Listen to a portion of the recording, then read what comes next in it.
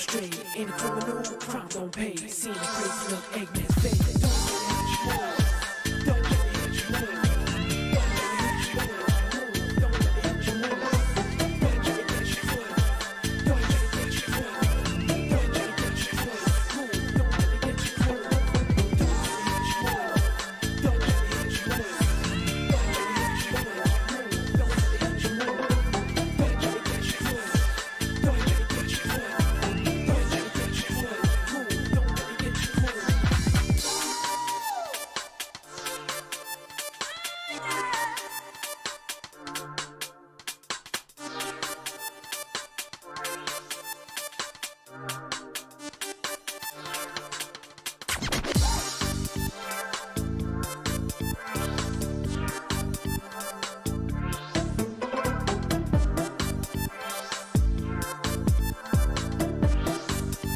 hit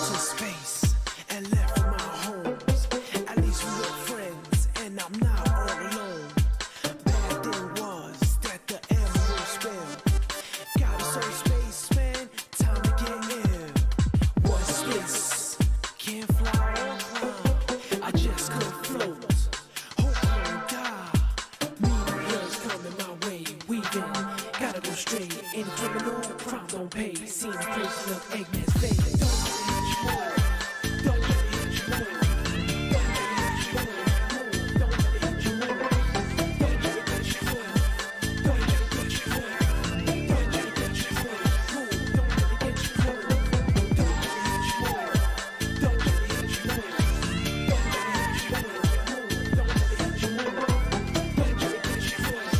Don't let it hit you more. Don't let it hit you more.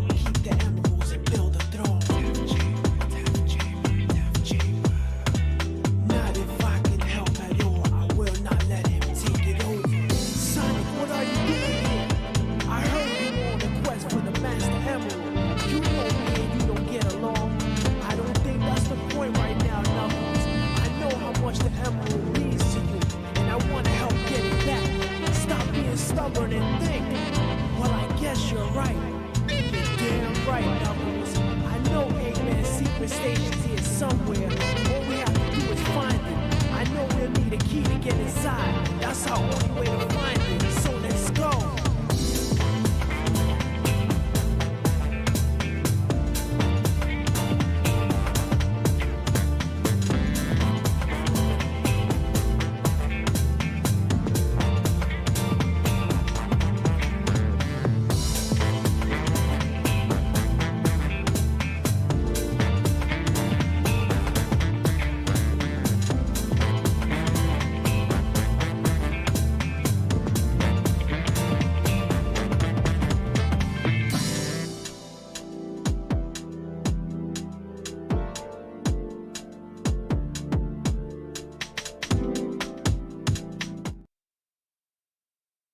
One, two, 1, 2. Can you hear me? Can you hear me?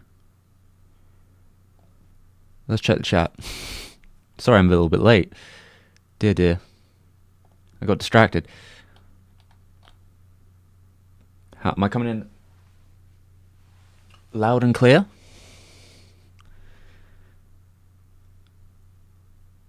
Okay.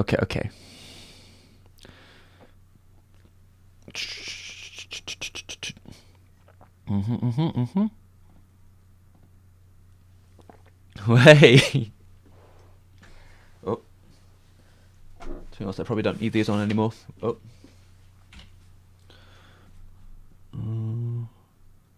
Boo. Okay, there we go. Let's move that there.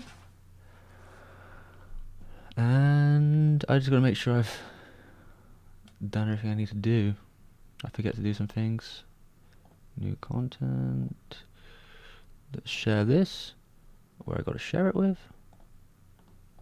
I could point it at you.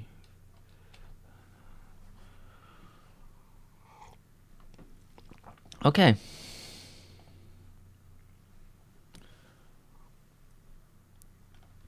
Let's check the chat then. I'm a little bit behind. Dear. God almighty, what was I doing? Alright. Comments. Hello everyone. How's it going? Yeah, we were talking about Planet Sauvage.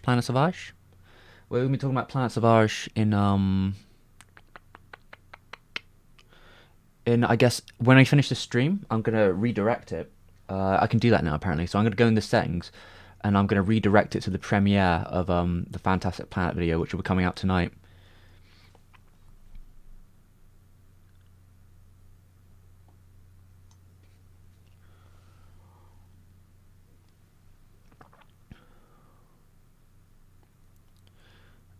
Okay, songs. It's always the chill hop. It's always the what's it called? The chill mix of Sonic songs. I forget the exact one. It's just like chill Sonic music. That is what I tend to use before we start.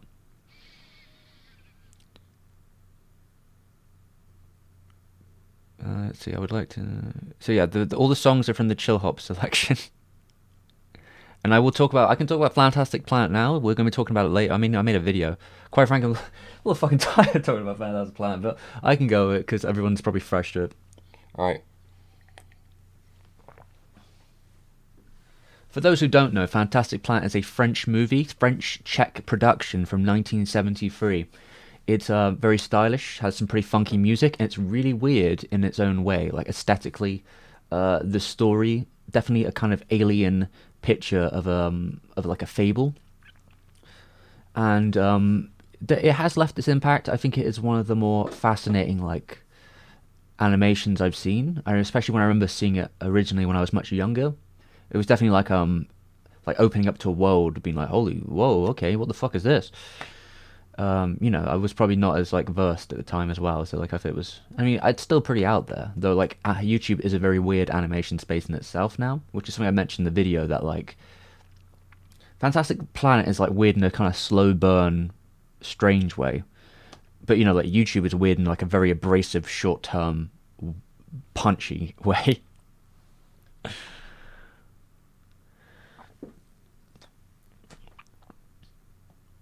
So hello. We're talking about, yeah, it was Sonic Adventure soundtrack, a lot of that.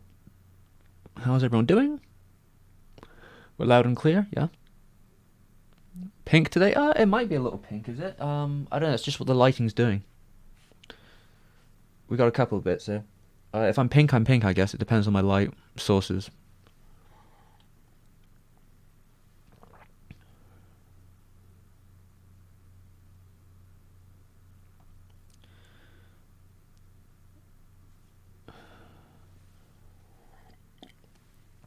Okay. Here we go again. Alright, so wrist arm wrestling? No. No, my wrist has been fucked for like a year. It might be repetitive strain or carpal tunnel. I mentioned it in the recent video. The end video, which was the one before the one today that's coming out, was an update about health and other things and what we're doing with the channel. And yeah, if you missed it, yeah, basically when I was making the Satoshi Kon video about a year ago, I did some really bad damage to my wrist that never really healed. It's slightly getting better now, like of recent times, it's been kind of healing a little bit more. I've noticed improvements, though it's not perfect, and I have to still be careful that I'm not going to like do something that just makes it worse again very quickly, because the speed at which it heals is so slow, but the speed with which you can fuck it up again is incredibly quick. So I have to be careful with that. So yeah, I do wear the wrist brace quite a lot. I wear it less now. I can get away with wearing it less in the day. I used to have to wear it basically 24/7. Still definitely wear it at night though. But yeah, I've been a little bit less less worried about wearing it all the time. But yeah, it was feeling a bit iffy, so I put it on before the stream.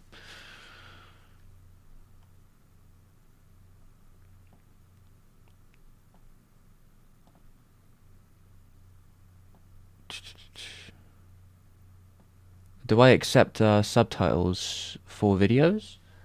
You can email what if you got like a different language subtitle for a video, you can email it to me. There should be an option for the business email in my description, or not my description, probably in like the my channel section. So if you want to send a different language for a video, yeah, go for it. I mean, YouTube's made it a lot more difficult than it used to be, because all I used to have to do when we had community captions is just approve it, which was nice. So there's still a couple of videos that have lots of like different languages on them, which and I once had a very nice person from Japan, a music critic, who willingly subtitled the video on Ryo Fukui, somebody who knew Fukui and his late wife, well, not late, his spouse.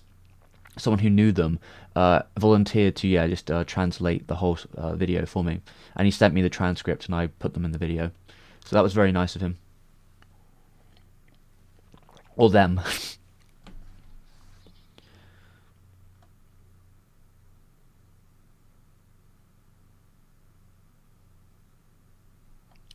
Oh, we're getting maybe it's just you, Monte Cristo, because on my side I'm all green, but let me just double check the settings here for a second. Apparently my stream is healthy. You gave me a little heart attack there. Yeah, Monte Cristo, as far as I can tell, my frame rate is fine. Oh, okay, no data. Oh dear. No data? What happened to that? No, I have data. No, I do? Yeah? No? What's going on here? No data?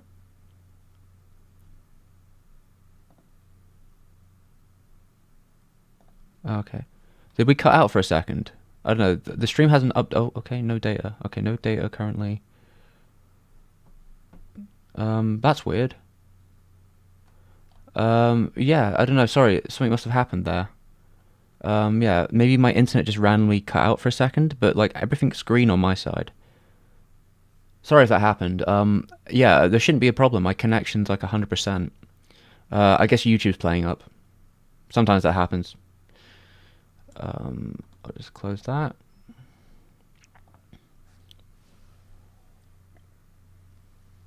Fantastic Planet instills terror with me. Yeah, I think there is definitely a bit of that.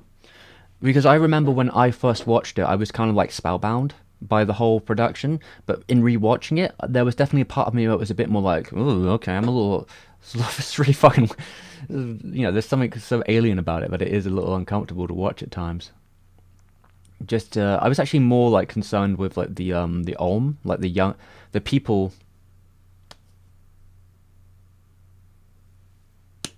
Yeah, the people Yeah, just like the normal human characters, I think they're kind of to me more uncomfortable to watch because they just don't blink, and they're kind of uncannily close to being human, but sometimes just not quite there. In the way they do things, where like the drag are so like alien already that yeah they have like a creepy exterior, but they're like already alien. So I'm kind of just like I've contextualized myself to them. It's like okay, they're already alien, but like yeah the Olm on the other hand, I'm just like oh okay.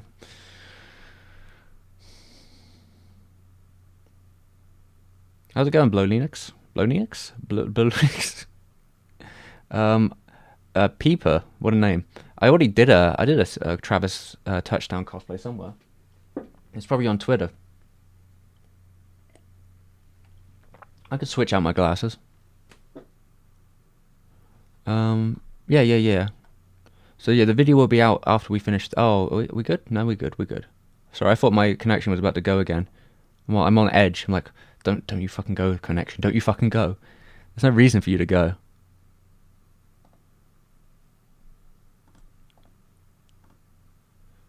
I'll just close some things down just in case. Just make sure I've got rid of all my little extra things that could be messing with it a little bit.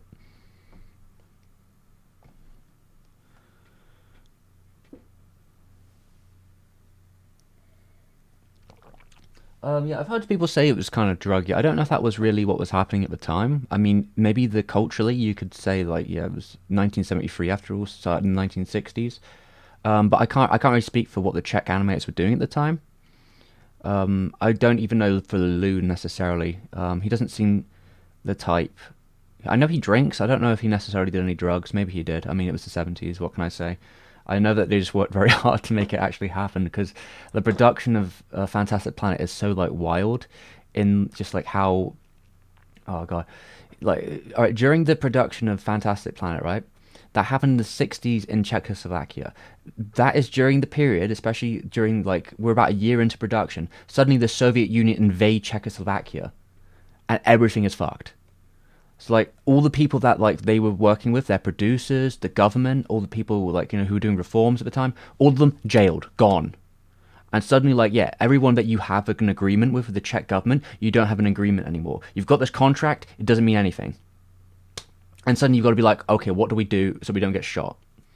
Which is also a concern because earlier on in the production, there was also people on the Czech side of things talking about maybe killing Lulu. So like it was a very turbulent and crazy time. How's it going, well, from Georgia? Light Explorer.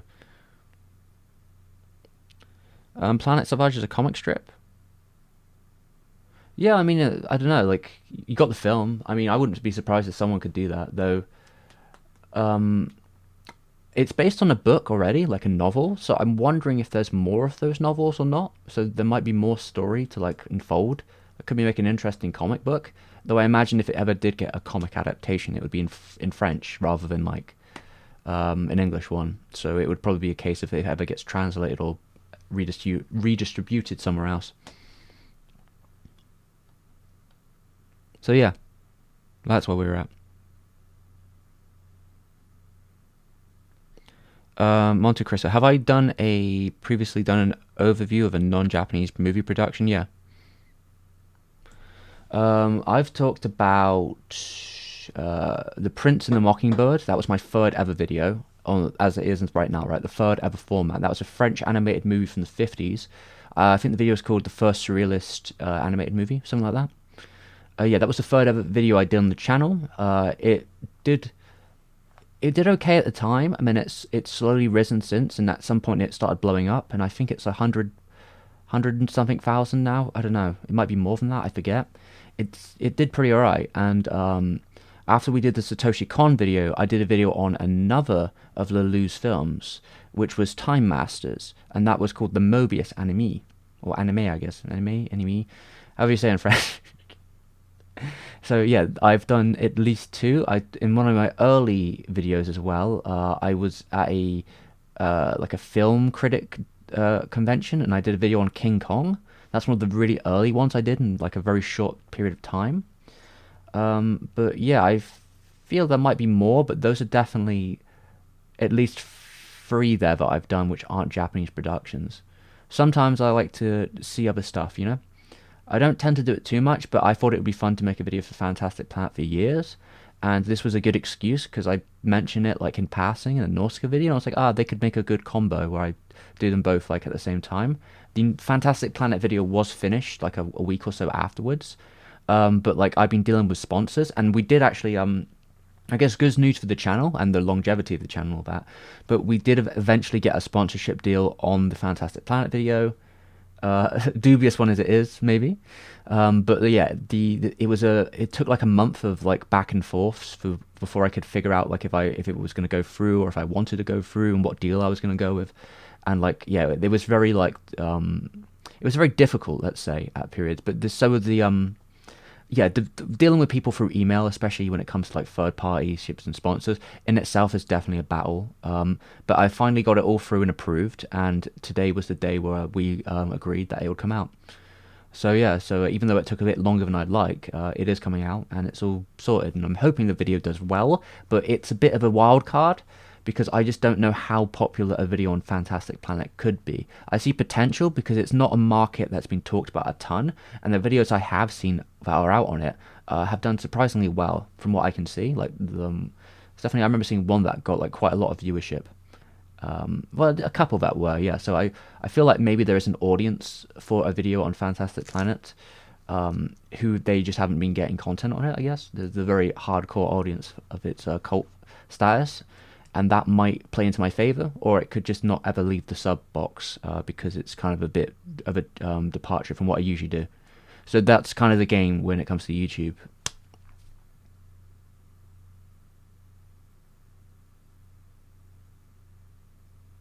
Raid Shadow Legends. Well, you'll see. You'll see later on.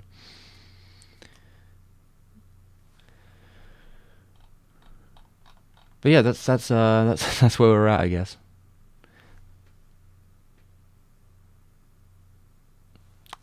Am I planning to keeping up pace with video releases? Well, what I said in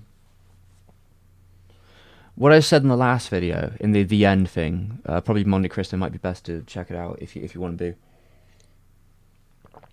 Yeah, what I was saying in the last video about like the update was more so I'm interested in making longer form stuff that might take quite a lot of time. That was kind of where I would like the channel to go, because keeping up a consistent schedule is like really bad for my health already, which has had troubles recently. So what's happened recently is I made the Nausicaa video and the Fantastic Planet video basically at the same time.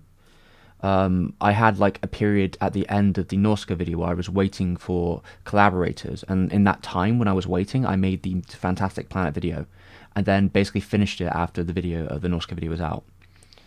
And so I knew that those two videos would come out as like the same clump, and then the update video. So I knew there would be like 3 videos here. It'd be like 3 months of unfortunately taking way too long, and then there'd be these 3 videos, and then I was thinking about what was the next plan after that.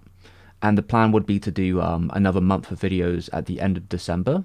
So unfortunately the way I put it like overall in the video was that like, yeah, probably less videos were coming overall, but we are just happen to be at a point in the year where I'm going to release quite a bit of stuff at once.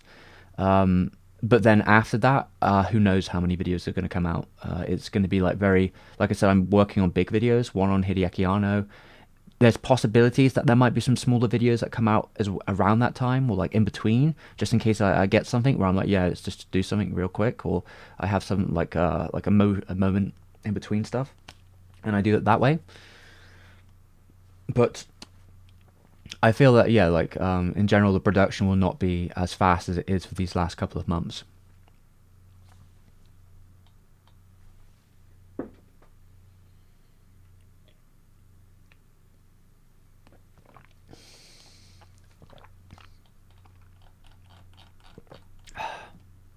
Okay. Let me just double check everything. Yep, stream's still going. Okay. So how is everyone tonight, or wherever it is in the world right now?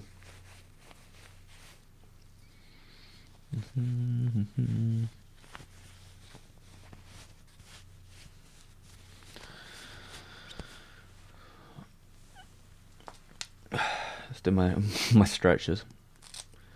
But yeah, when it comes to video production, yeah, that will be the case. Eternally exhausted. Yeah, I feel that. Well, yeah, because right now, like, for the last couple of weeks, I've been trying to work on what will be 4C month. If you don't know, I'll update people in the chat. Right. So in December, I want to release a lot of videos on one studio again, which is what I usually do in December. I release a series of videos on one particular studio, and that is how it went. But I'm trying something a little bit different with it this year, and we're starting production on it a lot earlier. And I don't know how long it'll take because I've been kind of slow and unresponsive. I need to like speed up a lot of my because I don't know, there's been a lot more stuff on some of these titles than I thought I would find. So some of that's kind of put a wheel in doing like fast stuff where I've been looking into the research really well and doing everything I can for it, because they're going to probably be released as like separate videos, and then there'll be a bigger collaborative, like larger video at the end, which will have more stuff in it, and it will be a bit more expanded, and maybe I will have updated bits and pieces. But that is the plan. And right now I have watched it about, I feel like there might be like 20, oh God, it's hard to say, but there's like at least 20 or so things I need to be watching. There's probably 15 videos coming out in December, but there's 20 plus or so titles I need to be looking through. I have done the first 5, and I've written parts for the first 5, well, not the first 5, but 5 titles in those video series that have been sorted. The videos will probably be longer, so like the parts in between, which might not end up being videos, might be just sort of like me going through smaller portions of things like music videos and shorts and other like little oddities that happened at the studio that can't really be made into a full video, but they'll end up in the bigger final video. And I'm going to curious to see how that works, if it's successful, if like making it into a big video at the end after doing the single videos works really well and it's received well. I might keep doing it in the future, just because I know YouTube likes the big videos. They like the long content for like formats. So that might do better for the channel overall to have both of them, have both formats, and have a sort of a, I guess, early access version with the first wave of videos, and then finally having the ultra video, I guess. But then it'll be all time coded and stamped, so you can move around and look about if you've already seen some of the videos. So I feel like it could be good that way.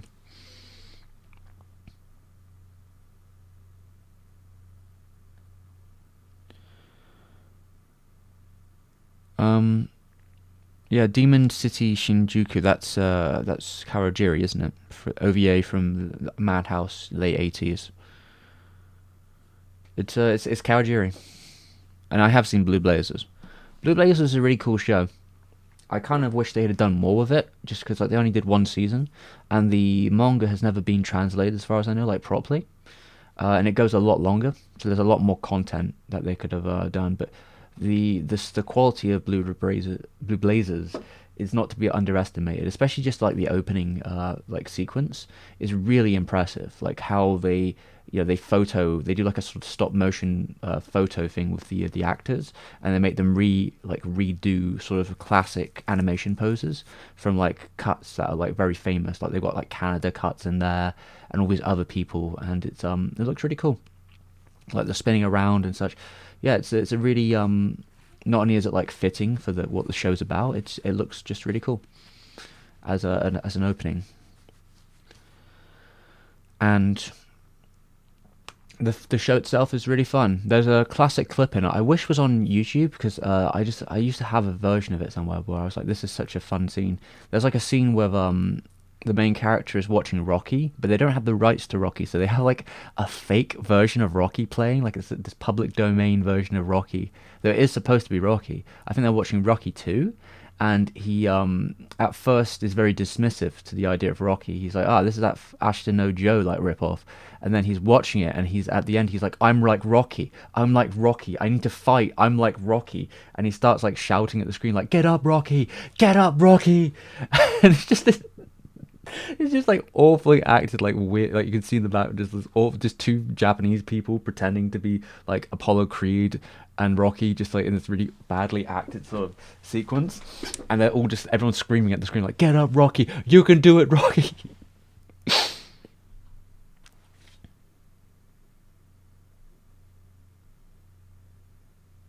Yeah, the song slaps too. I would show the song, but I'm afraid of getting DCMA'd or whatever they would do, which would be awkward. So I'd probably best to avoid playing any copyrighted music.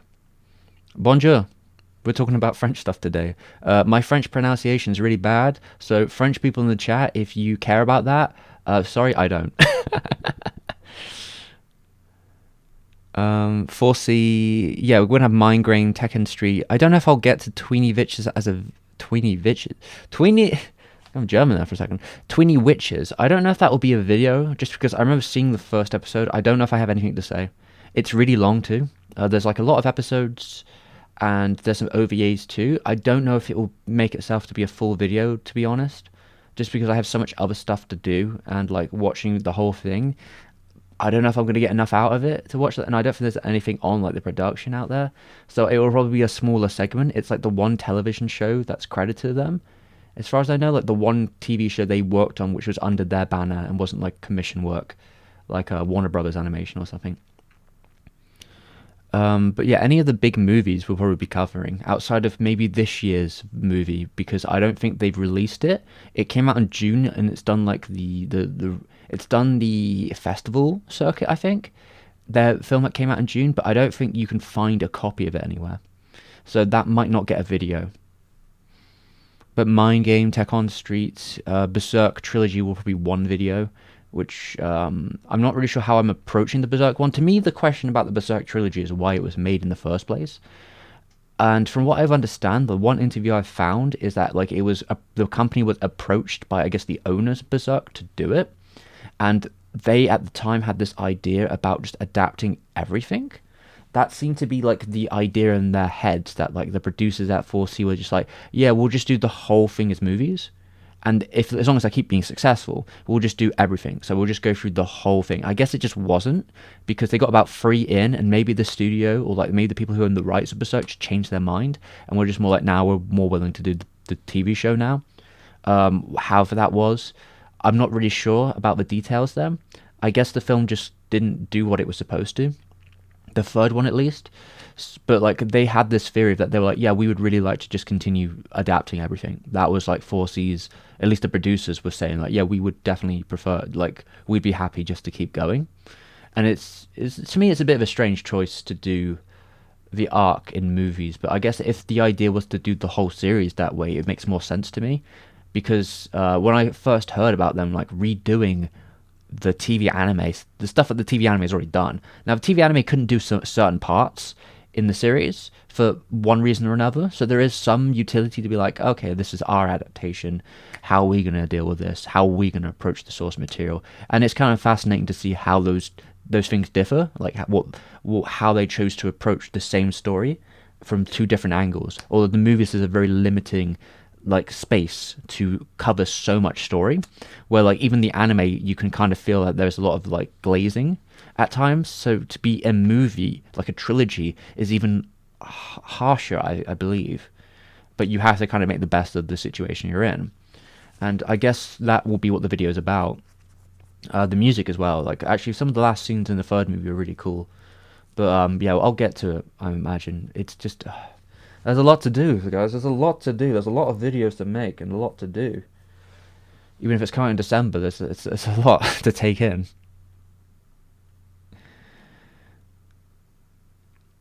Okay, where were we?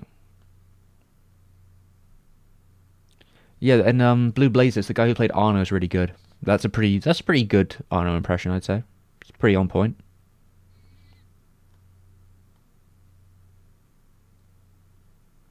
Yeah, the Rocky part of Blue Blazers is really good, though, guys. I would, if it was on YouTube, I would recommend you all watching it because it's such a great clip.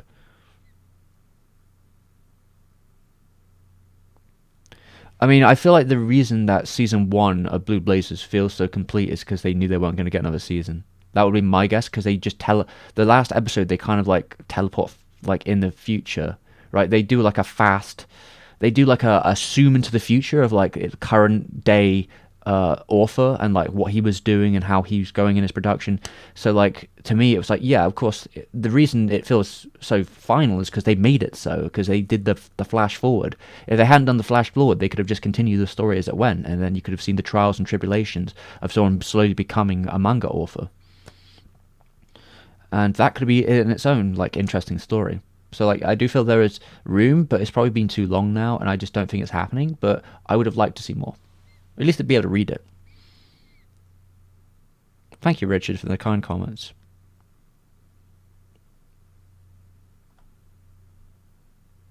Well, there's probably a couple of French people in the chat, but you know, we'll see.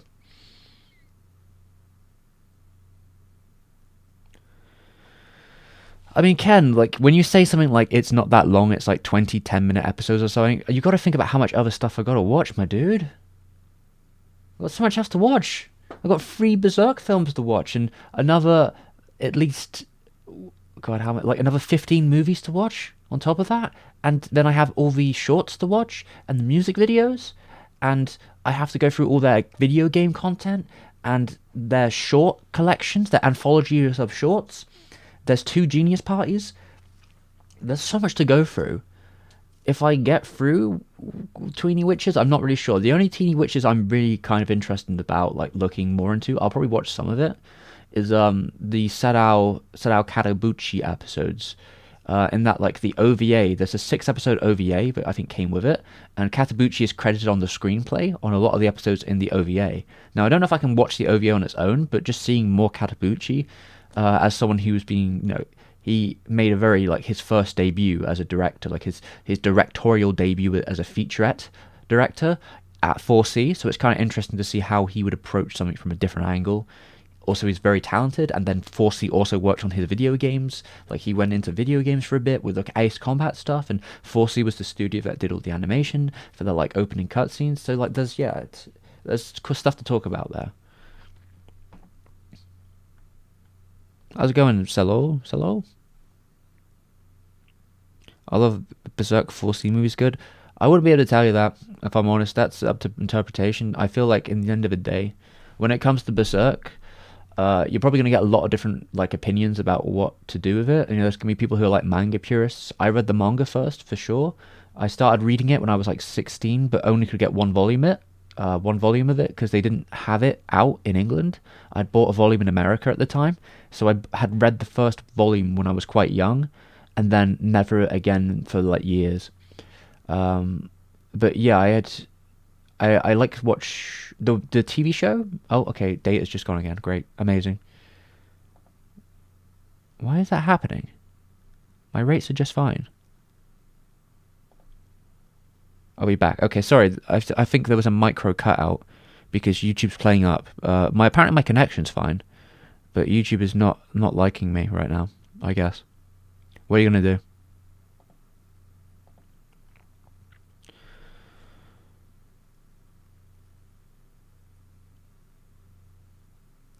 How long would you need to write the script for your videos? It's gonna take a really long time. I don't know what you mean by that. Like, are you saying about the single videos or like the whole thing?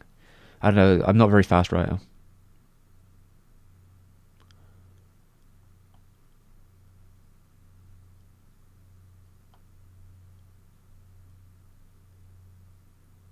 Yeah, Jiri Tranker is the person I'm talking about in the Fantastic Planet video. At one point. Sorry, where were we? I think I've lost a bit of the chat.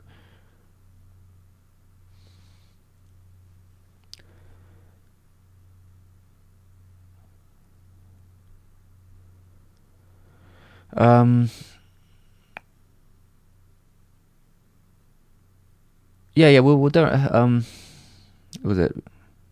I'm sorry, I don't even say that. Is it Bilvey? Eduard? Yeah. Fantastic Planet video is coming soon, guys. And then Ego Driver, how's it going? Oshi, will Oshi do a Ghost in the Shell movie again? Probably never. No, I don't think so.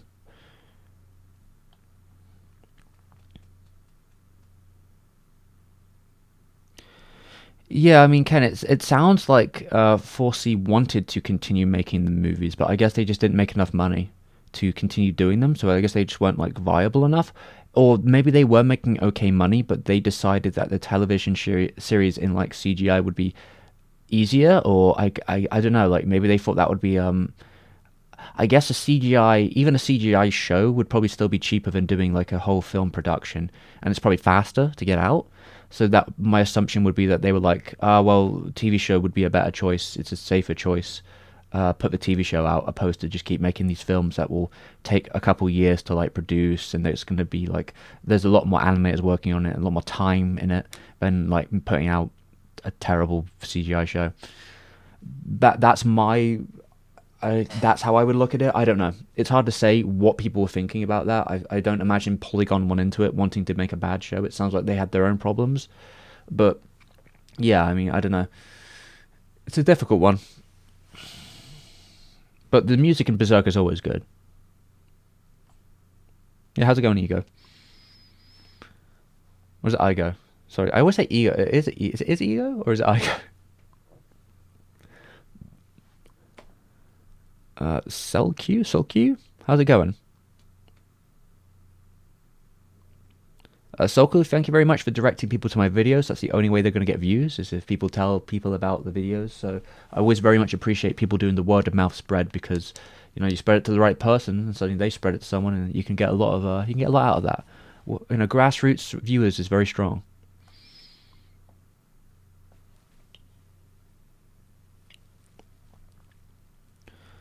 Thoughts on live action Bebop? I don't give a shit.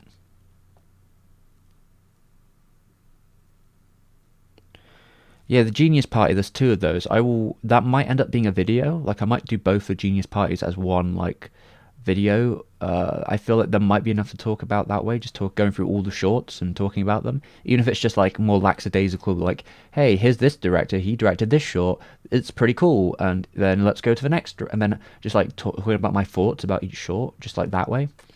And then maybe talking about, like, the different techniques used in each short. I feel like that could be okay, and that could end up being a video on its own, as well as in the final.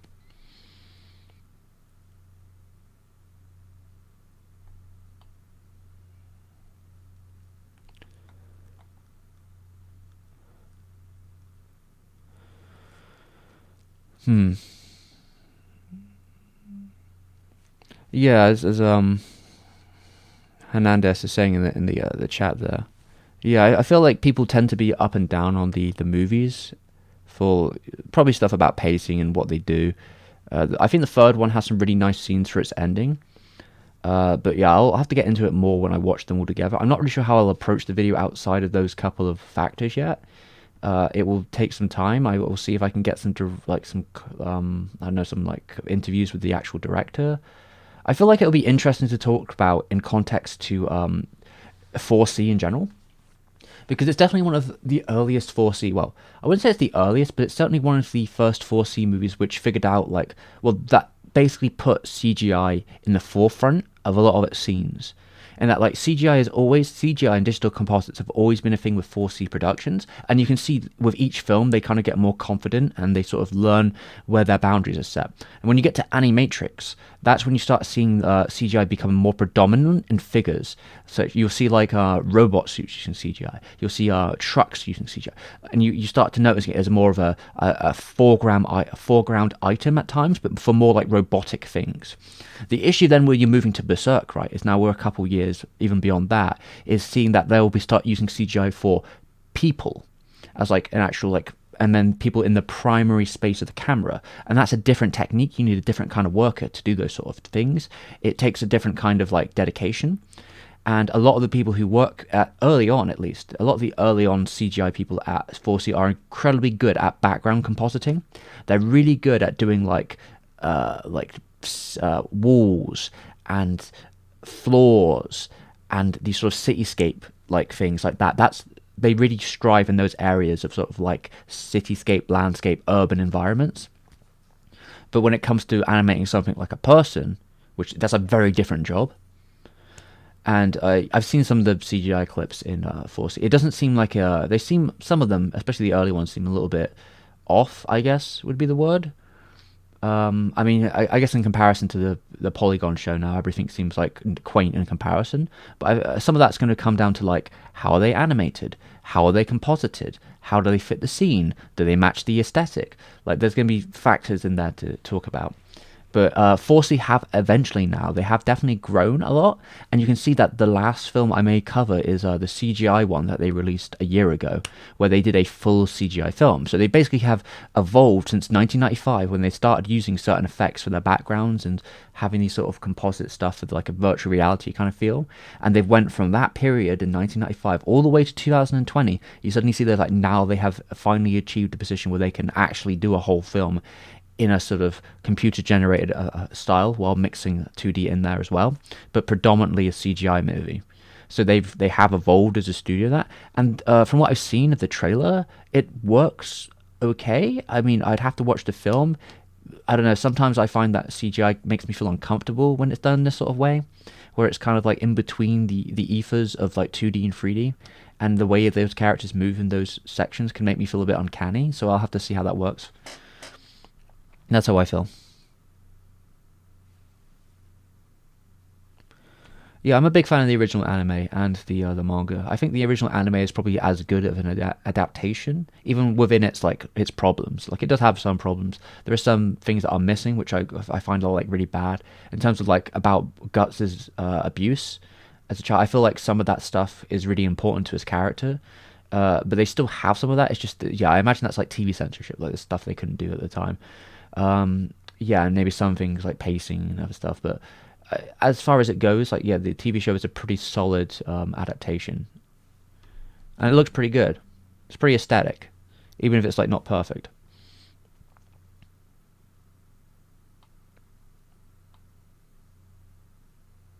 4C would make a great Blame movie. That's actually 100% true. They would be a perfect studio for that stuff. Well, maybe like 10 years ago. I don't know about now. I don't know. Like 4C as a studio has changed a lot, and I don't know how where my opinion is going to land at the end. There's certainly some scandals that happened in like their later years, which has made me very bitter towards the current state of the studio. A lot of the stuff they're putting out now as well is closer to something you'd see from, it's a bit more commercial, it's a bit safer. Like a lot of it seems like a byproduct of Your Name. Like it's that sort of era of animation where a lot of it's these sort of beautiful love stories with very pretty backgrounds, or that kind of like family friendly sort of drama sort of animation, which I'm not saying I don't particularly hate that stuff or anything like that, but 4C early on has such a wide variety of stories it tells, and it really gave like platforms to interesting people to tell stories, where now it feels that some of that has been lost with its the bigger the studio has got. And I guess that a lot of that is that you have to you have to stay alive, and the studio has become a lot bigger. And people like Koji Morimoto, who founded the studio, right?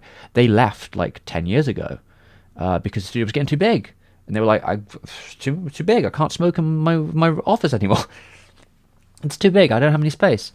So like yeah, when you lose those kind of people and some of the people in the early aesthetic, like that's not really there anymore. And I don't know if that's terrible for 4C. It's just a different studio now. It's a different kind of, they're doing different things, different intent. So I hope they have a long history, because they are definitely one of the more interesting studios from Japan. But yeah, the stuff with like not paying their staff members and really bad crunch hours, and yeah, that stuff is not great at all.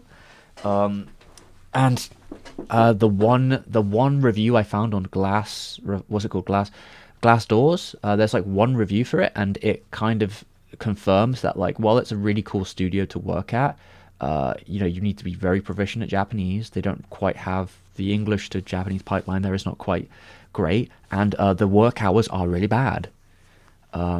Like, which I guess they said was not indifferent in Japan. That's not different. Like, it wasn't unusual, but this was a CGI position, so it's different than like the hand drawn people. But they were saying like, yeah, like we're talking really, really long hours, even on weekends, which is yeah not ideal in such a intensive industry as animation.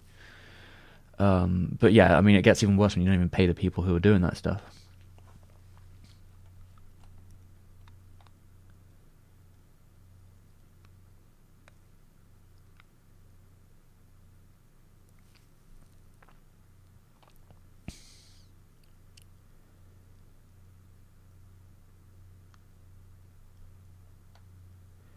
Yeah, I heard like the 2016 series had like scrapped the visual appeal and to do it again, but in the end of the day, I've seen enough of Polygon shows to not really. I don't really like how Polygon deal with animation.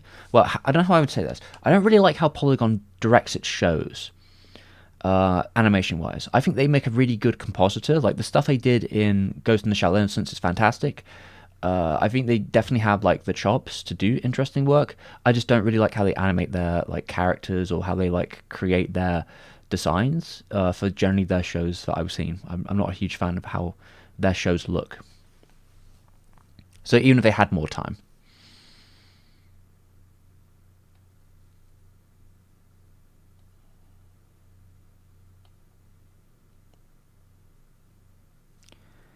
I've never really heard anyone say that Berserk 1997 is bad. I don't know how you can really come to that conclusion because what is Berserk without the Hirasawa music? Like where are the how could you have any of the fucking memes in the Berserk community without that fucking music? Hirasawa's music is so iconic that it almost like it is so necessary that I feel like you have even if you don't watch the anime, you still have to listen to the music while reading Berserk. That's how like vital I see the music in like the Berserk like pantheon.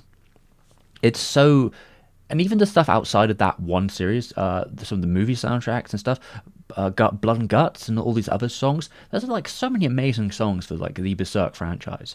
It's unbelievable. Though like that original series soundtrack is something else.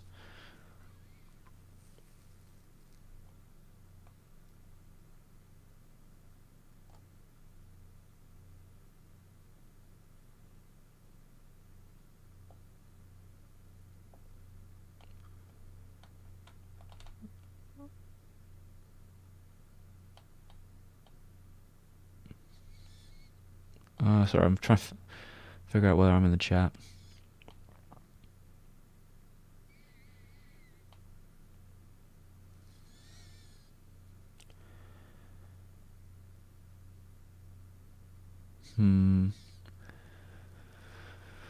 Avalon. Oshi's Avalon. I've heard it's pretty cool. It's a bit hard to get your hands on though. I think you can buy it on YouTube. I think you can, at least in my territory, you can buy it on YouTube. I don't think I can buy a DVD of it though, unfortunately. I would like to own it.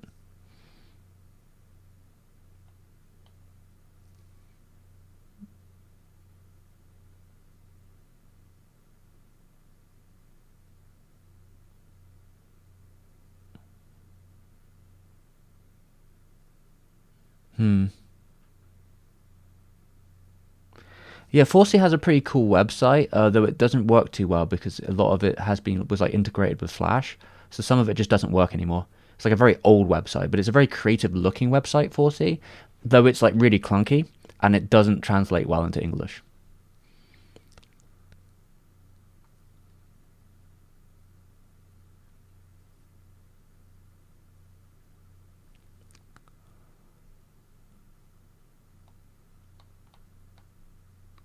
Um, what studio is currently taking the most risks? That's kind of like a fool's errand of a question, though, isn't it? Because the only studio who's going to take risks are the one that have money. Like, you'd be a foolish studio to take risks in this climate if you didn't have, like, the way to back it up. I mean, a lot of these studios don't, like, they're in the black. Not in the black, sorry. They're in the red. Like, a lot of studios in Japan, like, they don't have money. So, like, the idea of, like, what even is a risk? I guess is the question to you. Like, adapting a series that isn't necessarily popular, or they just wanted to, or what makes for a risky animation studio, I guess would be the question. Who's breaking ground in the anime industry? I don't know. I couldn't tell you off the top of my head. Is anyone breaking ground? Is anyone like doing something that is like setting the world on fire? Mm.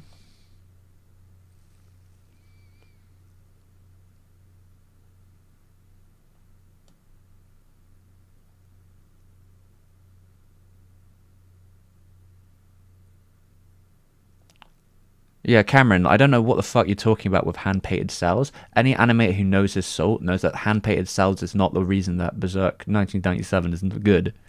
The reason you wouldn't go back to cells is like a million reasons you wouldn't go back to cells. One, they're fucking shit. If you've ever worked with cells, you know they're a fucking nightmare. They cost a ridiculous amount of money. I don't think they even, like, production wise, people even have the paint to make the shows they used to, because there used to be little companies, right, who would have to produce all the paint for celluloid. Like, they would be specific companies that make enough paint so that you can then produce a series. And, like, at some point, and usually the breaking point is considered Princess Mononoke, these studios that make paint could literally not keep up with demand to make a movie as big as Princess Mononoke, like for the specific color palettes they needed, which were probably like custom color palettes. Usually we're talking 280 colors for a feature, something like that. That's a lot of colors, and that's, like, sometimes they're quite specific, so they need to be made. And if you run out of paints, you can't finish your film. You're fucked. Like, there's a million reasons why you wouldn't go to cell animation. One also is that cell animation is incredibly slow. The way it used to be done is that those cells had to be shipped to different countries, or, like, your frames had to be shipped to different countries to then color it, which is its own, like, huge problem. There's, like, a myriad of factors where, like, the system just wouldn't work anymore. It did barely work at the time. Like, also having people who are trained to paint cells is a dying art. A lot of them retired. It's like cell animation is an interesting facet. But to do it is so stressful, and it doesn't make for good animation. What makes for good animation is a myriad of things. One of them certainly isn't the medium you're using. The medium is just a tool, and any animator worth their salt knows that.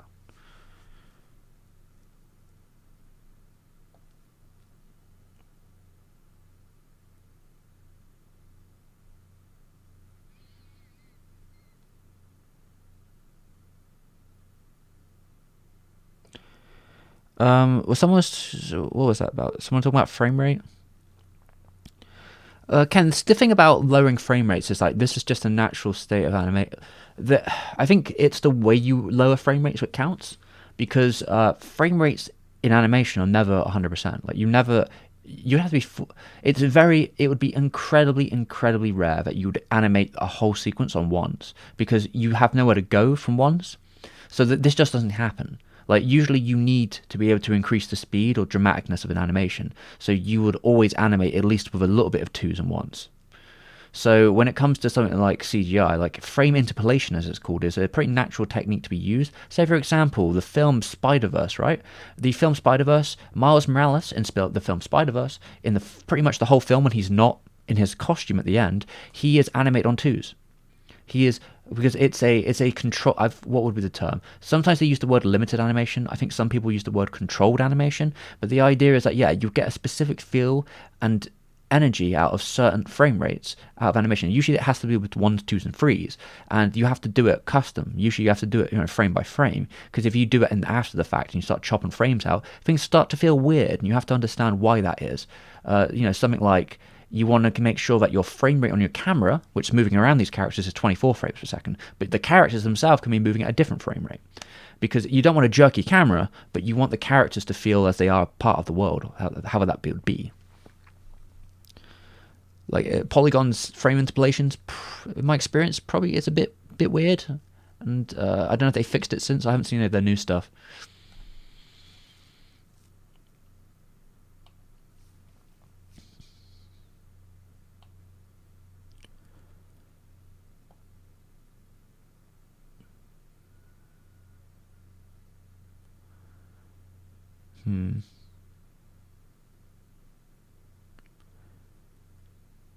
The fucking Guts theme, yeah, that's true. The cat is literally over there. She's not on camera, but the cat is literally, like 10 feet away from me? She's just asleep. You just can't see her.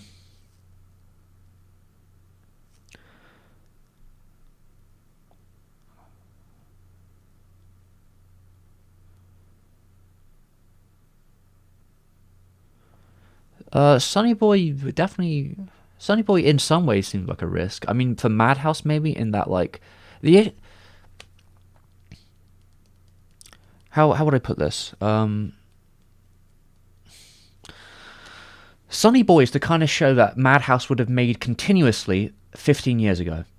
Sonny Boy is just another, like, if Moriyama was still at Madhouse, Sonny Boy would be the kind of show they make every year. Like a show that would make every other year, right?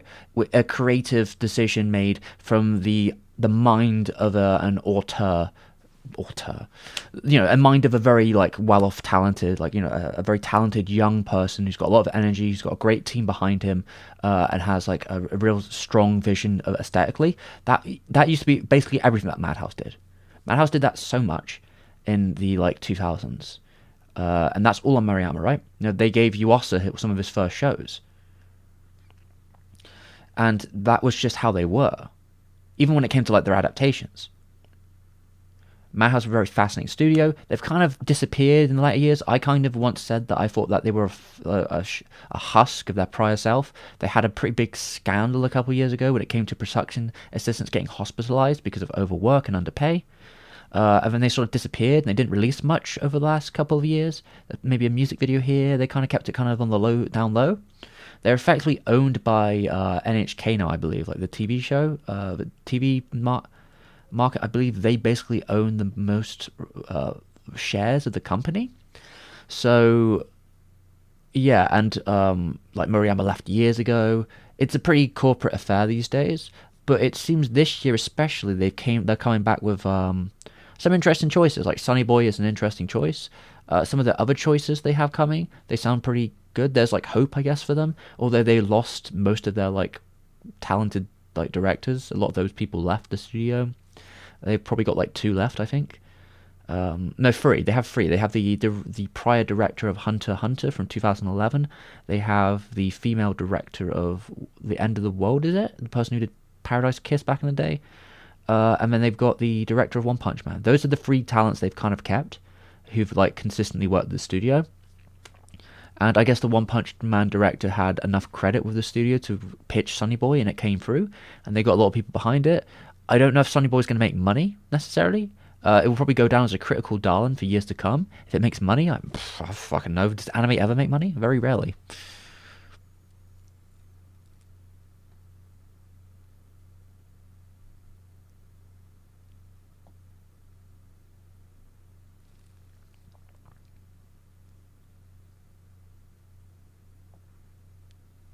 Huh. Did something happen to Wit Studio? I don't know much about Wit Studio, apparently. They announced their losses, and now Production IG is taking management control, getting more involved in decision making of what they work on. Did they fuck up? I thought they were like the darlings of Netflix. I thought Netflix had their backing. Maybe they did something wrong there. I have no idea. I don't keep up with Wit Studios. I know they were a byproduct once upon a time of Production IG. So maybe they stretched themselves too thin, and now they're back to being another arm of the company. I don't know.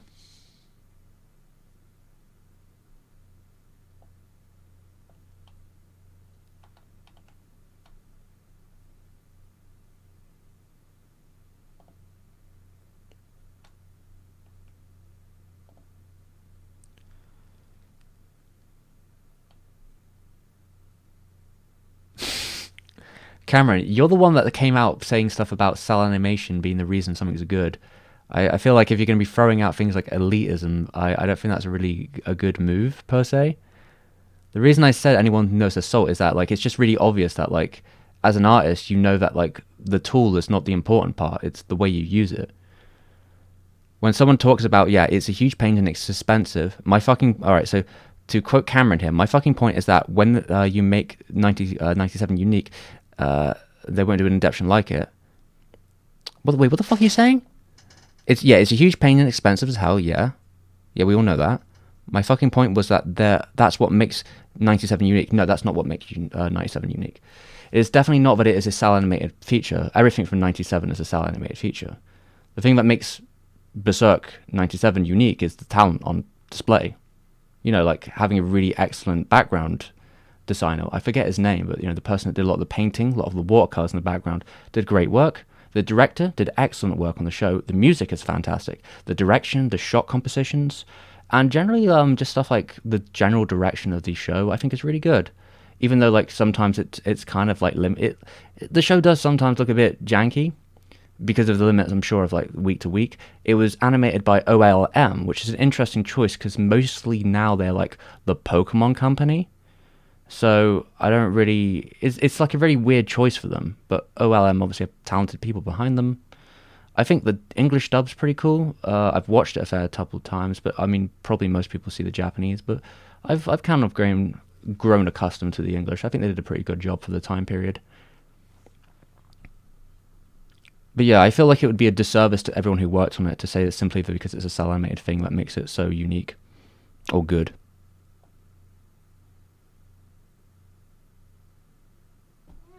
Oh, there's the cat.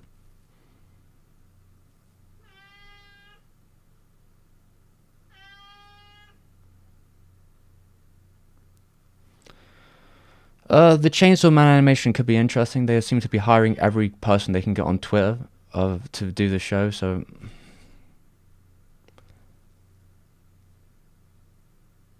that's yeah, I don't know. I feel like the production on Chainsaw Man Celtics is gonna be a nightmare, but it's got a very all-star cast of people, so I imagine it will do very well.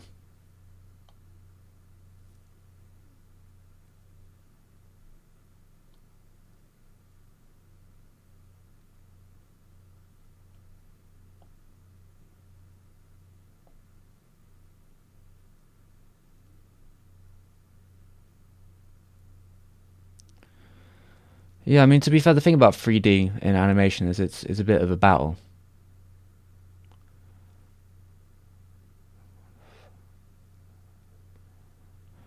To make it like work, but I think you can definitely. I mean, so I've seen a lot of older animation that uses 3D very effectively. Though when it becomes like the character, the foreground character in a 2D thing, it can be a bit of a difficult game because if that the fight then is like, do you want the CGI to look like 2D or do you want it to do its own thing? And that can be a bit of a struggle.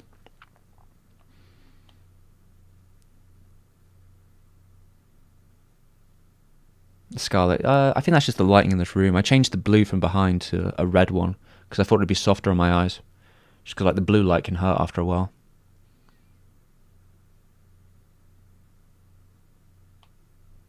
I guess I'm very purple today. I don't know how I could. If I move, do I move this up here? Oh, is that gonna make me? If I find a color here, how's that do for color? I don't think it made much of a difference. Oh well. No, it looks like there's a weird blue sphere. Let's see. Yeah, the strength of that color is too strong. Wait, what if I turn? If I turn this one down.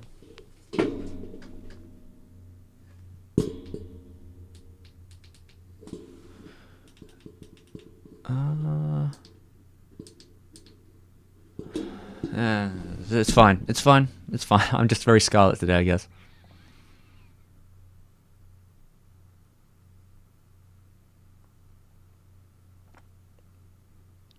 Nippon Television. Oh, was it Nippon? Sorry, maybe I did I confuse Nippon and NHK? Wait, is NHK part of them or is that a separate studio? I forget.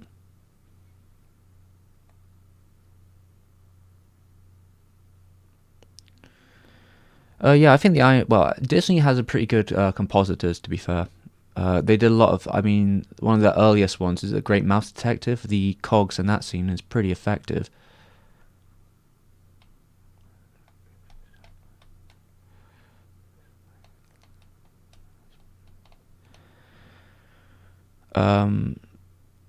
But yeah, that's Disney. That's Warner Productions that did Iron Giant. Is the Iron Giant CGI? I forget. It's been a very long time since I've seen it. I mean, sorry, it's the character CGI. Kami, I think M2 has released a show. I think they're working on stuff that's going to take a really long time.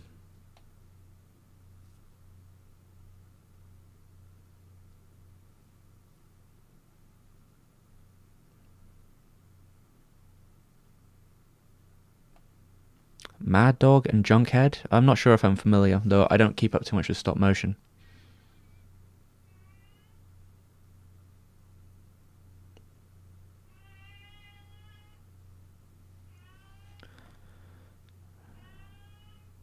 Yeah, sorry, that's what I meant. The Paradise. I don't know, Kami-san. Maybe I'm really behind in the chat, but yeah, Kami-san.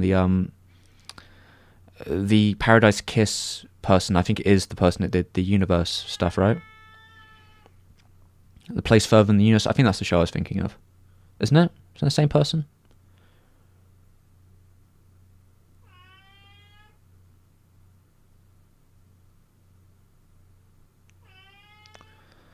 Satoshi Kon only did the music video. He did the music video for Berserk 97.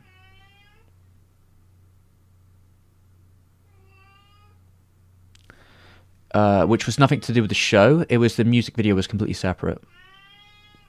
But it's cool. It does look cool. Yeah, the cat's meowing at me. Brutalistic lighting. How's it going, Shapes? You doing alright?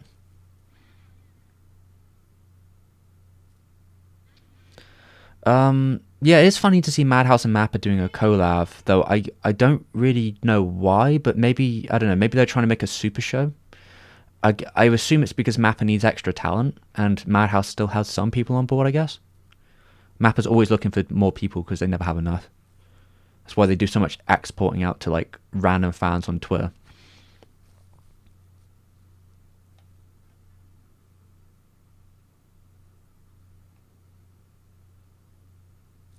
And what's that? Oxy... Oh, God. Oxy OTTV. Sorry, the cat's really... She's probably hungry. Are you hungry? I might have to go feed her. She's been sleeping for hours. She's woke up really hungry.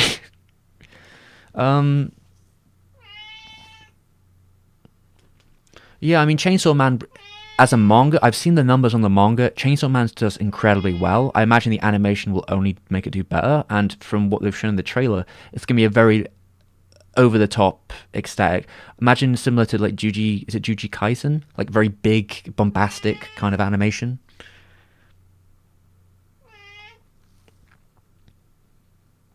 But yeah, we will be releasing a Fantastic Planet video sometime today. Sometime.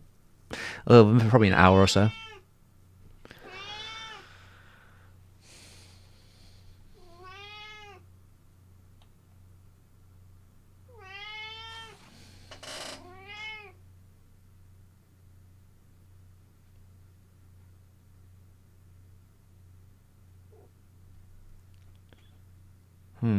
Banny. Someone has said in art history class that Michelangelo's David is what it is because of its marble. That would be a very interesting take. I mean, marble's a nice material, but yeah. You ever try to chisel something out of rock? It's difficult. I've done it with clay before. It's pretty difficult to, like, make something in an image. I have nothing but respect for people who chisel because that stuff is fucking hardcore.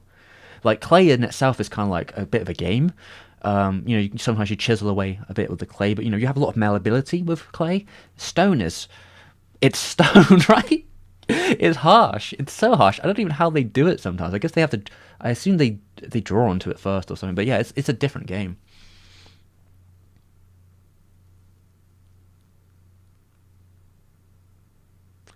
Yeah, Fantastic Planet. The Criterion release is pretty good, although it is missing some of the shorts from the Eureka English version. That is the contrast there. The Criterion one overall seems like the better release, but yeah, the Eureka version I had bought years prior has a lot of cool, like, shorts from Lelou's career.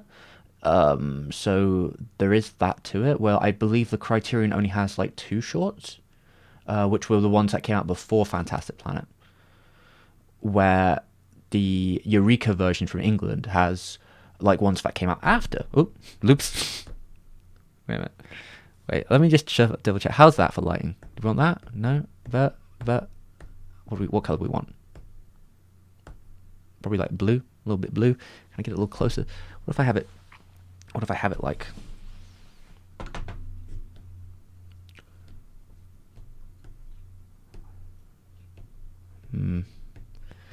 It's a game to find the right color. You can just see her in the background. I just noticed. She's just behind my back, like, you're gonna feed me? I'm sorry. I'm sorry, kitty cat. You're probably really hungry. I'm sorry. You've been sleeping for a long time. God damn. Oh, do you want to sit on my lap? She wants to get my attention.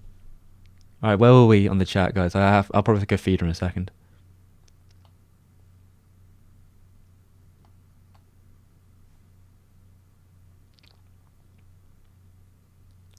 Yeah, Jujutsu Kaisen, yeah, that sort of stuff.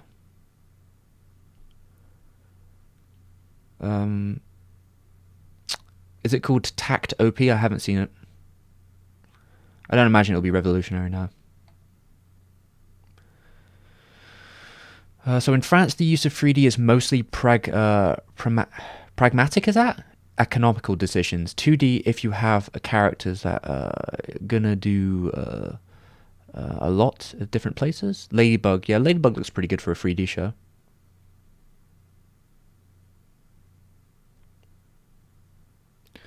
That's interesting though, because obviously, usually from what I hear, that like doing CGI in Japan tends to be more expensive than doing a show, mainly because like you need like a render farm, and a lot of animators work off their laptops, like shitty old laptops, and draw on paper or on old tablets.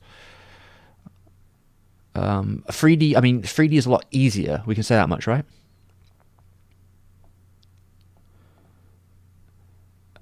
To if you have a character that's gonna go. Sorry, I don't really understand here. I'm a little lost in what you're saying. I think I'm kind of getting the gist of it. I mean, Ladybug looks like a pretty solid animated show. I haven't watched it myself though. I know they actually got Toei to do the pilot for it, which is interesting enough. I generally think that like the French animation studio is really fascinating. I don't know enough about it, quite frankly, but they seem to be growing quite a lot in the last couple of years at least, and I think it's interesting to see because yeah, a lot of them are really good, and a lot of them seem to be working in Japanese animation now. M2, I'm pretty sure, was bringing on French animation. I'm pretty sure one of 4C's films has French animation coming onto it. It's just like that, you know. Same with what else am I thinking? Sorry, what else am I thinking? Dragon Ball Super. Dragon Ball Super Broly had French animators do some of the early sequences at the beach. Is it beach? I guess it's like swimming pool. It's like it's like after they do the flashback, they'll get straight into like them being at Bulma's place. I think that's all the French studio there. They may have also done the like jumpy, springy Goku part, if I remember right. I think it's those two sequences they did. I'd have to look it up.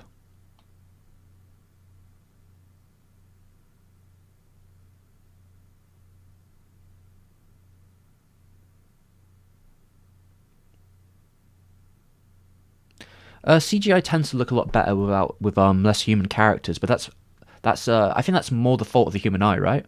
In that like a lot of CGI effects that films use nowadays, a lot of people will not notice them at all because when they're done subtly, like I remember looking once upon a time. When was this? In 2011, I guess. I bought the DVD for Scott Pilgrim. I think so. This is a long time ago, but they had some behind the scenes special features for Scott Pilgrim, and some stuff was like, oh, by the way, we CGI'd snow on the top of like all the buildings. And I was like, wait, what? They did what?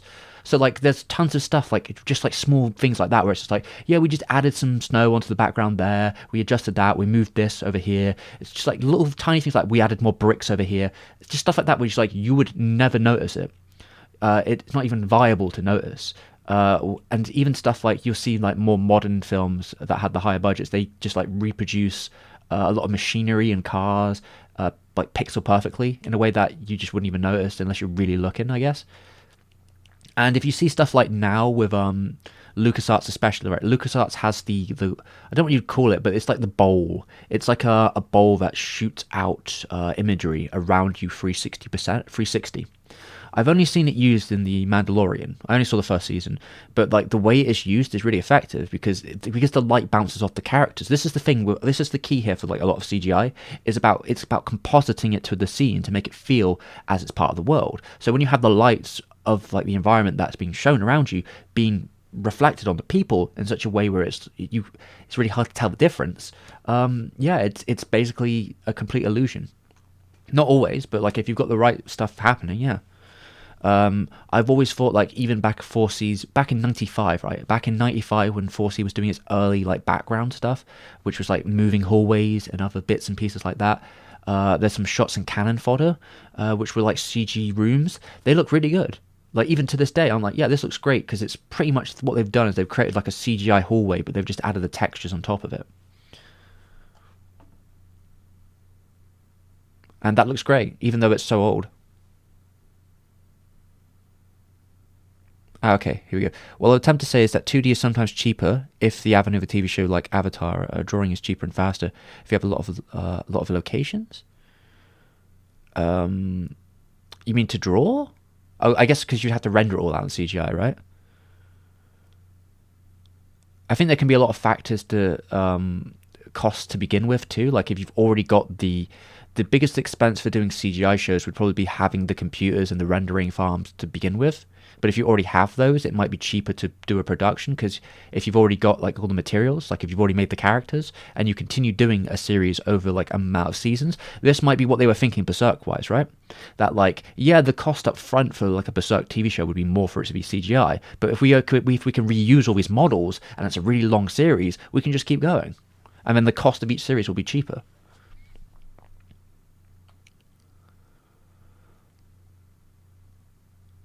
Just bubbly, damn.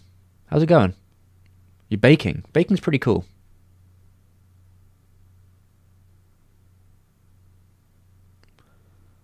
Sorry, I'm trying to read this. I'm a terrible reader. Listen to videos has shown me exactly that. The less interesting and polished content is just not on the forefront. I feel that this is a compliment, maybe? I'm sorry, I'm not reading very well. Listen to this. Okay. Well, thank you very much, Bubbly, I think. Somehow I haven't watched Fantastic Planet yet. Yeah, it's pretty cool. I haven't actually seen... The one I haven't seen is Gandahar. Gandahar. I watched the other two in order. I should probably watch Gandahar sometime. Yeah, I mean, to be fair, Fantastic Planet was also animated in Czechoslovakia during the time of the Soviet invasion and the Cold War, so there is that to it. An animation being made in North Korea during the late 80s is pretty fascinating in itself. I do think there's probably a story there, and Leloup has alluded to it a little bit, but I don't know if there's any like proper stuff on that production that I have seen outside of him being like the animators are really hardcore with him. I see. In the case of Ladybug, the most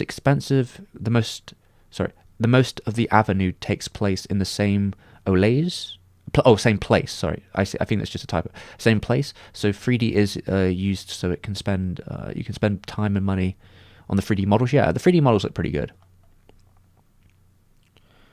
Yeah, I could see that. ILMS, that's Industrial Light Magic, right? Which is the Star Wars company, but have also done work on things like Terminator, correct? And other things. Nowadays they do a lot of the Marvel films.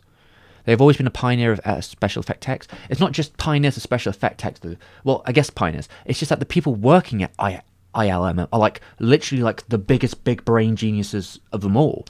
I mean, I remember watching something about like Terminator 2 and how they had to just create programs to make it work. These guys just like programmed it themselves and then did the shots, and we're just like, yeah, just kind of figure it out ourselves. And then they did the animation manually, probably like very slowly, and made it all work in such a way which is really hard to recreate now, in like to get the effect to be the same or to feel as, I guess, interesting in some ways. Because, you know, that's the key of animating something, is that unique touch by the person doing it.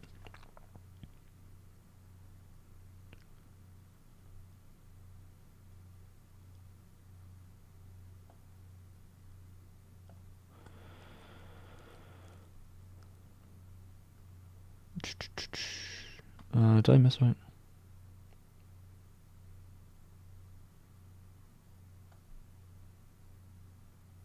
I mean, I don't really care about Ken. I don't really care about other people's taste. People can like whatever the fuck they want. I don't think it's really for me. Like I'm just not interested in Sword Art Online, so I don't make a video on it. It's really that simple.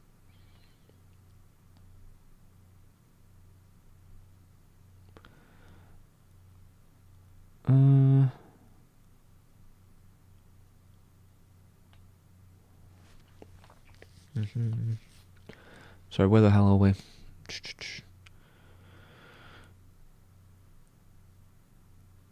Ego Driver. Thank you for the nice compliment there. Fucking. Yeah, I mean trivia. I don't know. I hope the trivia's okay.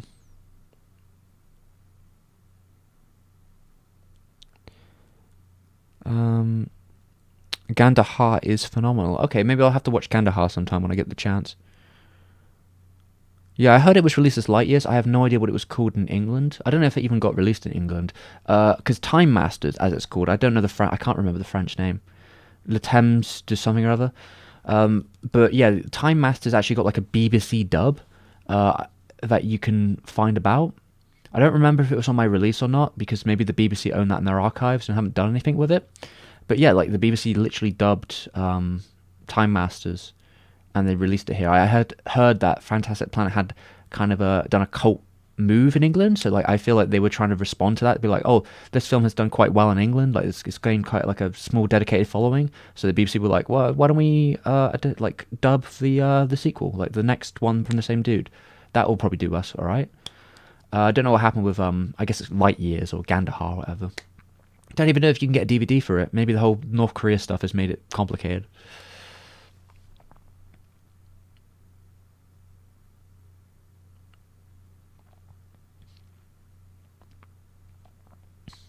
Many French animators were ideologically aligned with Mao and the Soviets.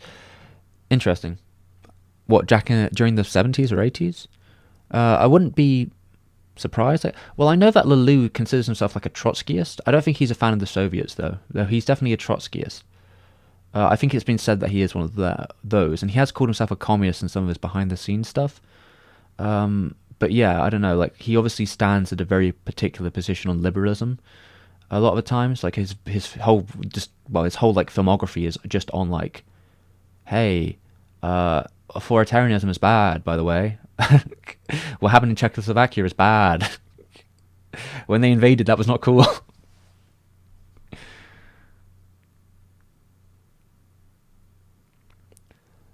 Oh no. So Edouard, don't worry about your writing. I'm reading it. I'm reading it. I don't read very well either.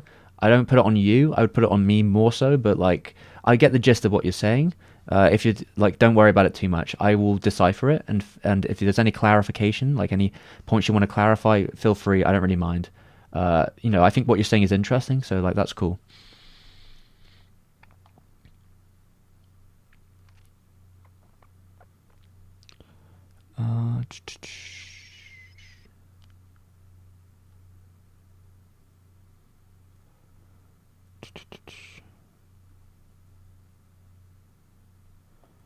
Uh, Marty Jin, Time Masters. Yeah, the dub is well. The thing with a lot of Lelou's dubs as well is that they all kind of feel a bit uncanny and weird.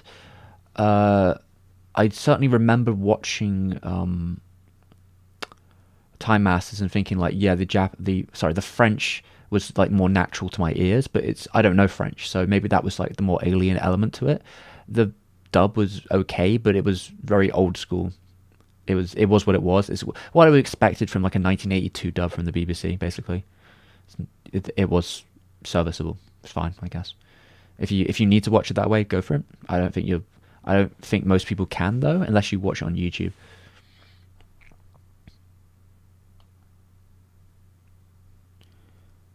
Yeah, Matre de Tem?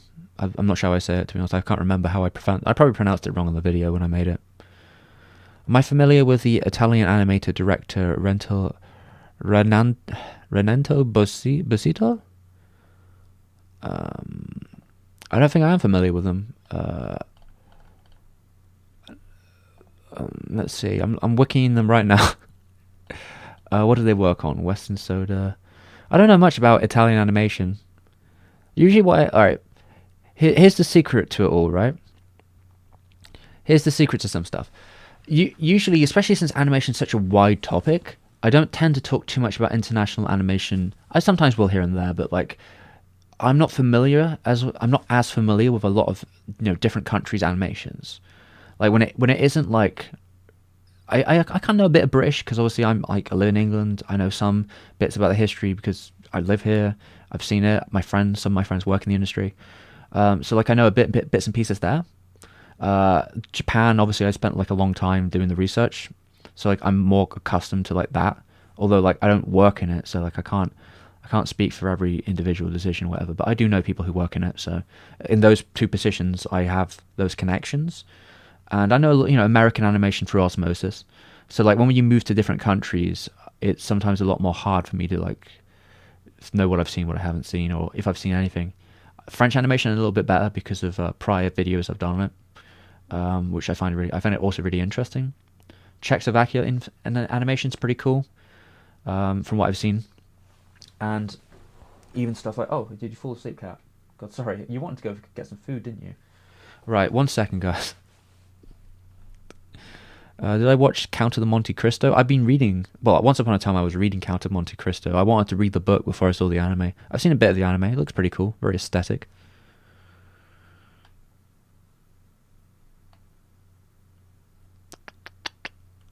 Any French animation movie recommendations?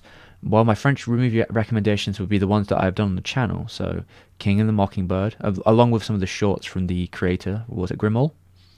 Fantastic Planet, which will be coming out a little bit later today. I would probably recommend Time Masters as well, though it is more of a it's just a very. I don't think it's one that everyone would like, but I do think that there's something quite interesting about it structurally and what it tries to do, even if it doesn't work 100%. Yeah, Hungry too. Hungry has some really cool animation at it.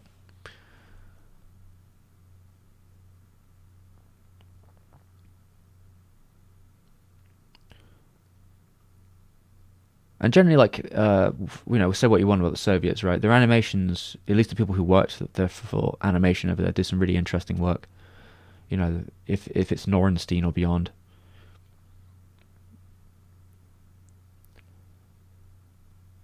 Yeah, I've seen a bit of Rock and Rule. Rock and Rule? I think I have. You can find a lot of cool animation out there, but a lot of the times animation films bomb horribly and aren't really marketed particularly well. So there's a lot of stuff out there which is, in the archives of history, and some of them may never get picked up again. Which is sad, but it's kind of the conclusion you come to with animations. Alright guys, if I pull you back for a second and let's go back 200 years, maybe 200, 300 years, how fucking crazy does it sound to make an animated film? Even filmmaking, right? Beyond just filmmaking, but how insane does it sound for someone to be so I drew 700 pictures and I put them together really quickly and then it moved like it was real life. And then they ask you, why did you do that? And they say, I don't know. And to be fair, there have been things beforehand that have done similar, Shadow Puppet Theatre and little things that you spin around and then they move. So it's not exactly it's completely alien as a concept. There are definitely cultures that did that sort of stuff.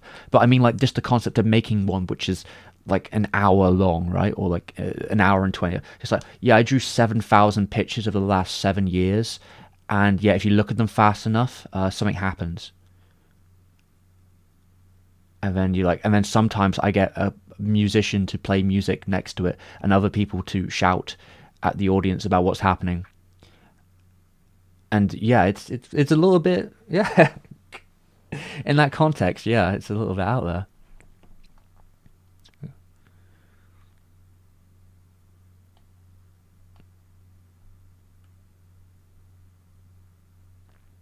Asansi da Guyuki?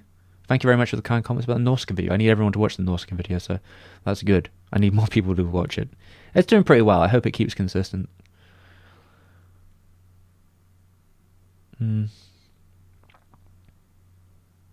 Sky Whales. I guess someone in the chat is recommending Sky Whales if anyone wants to check it out. European animation.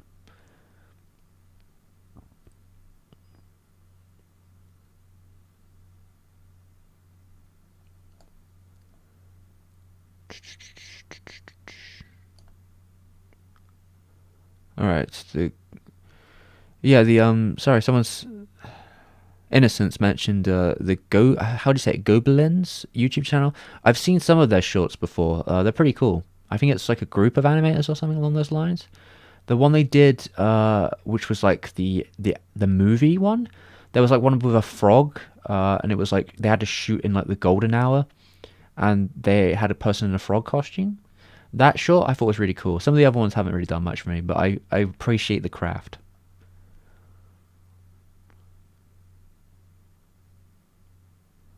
Yeah, I mean, there's just a lot of animation through the period of time, so it's going to be lost, unfortunately, especially when they were before the time when it was really easy to archive stuff.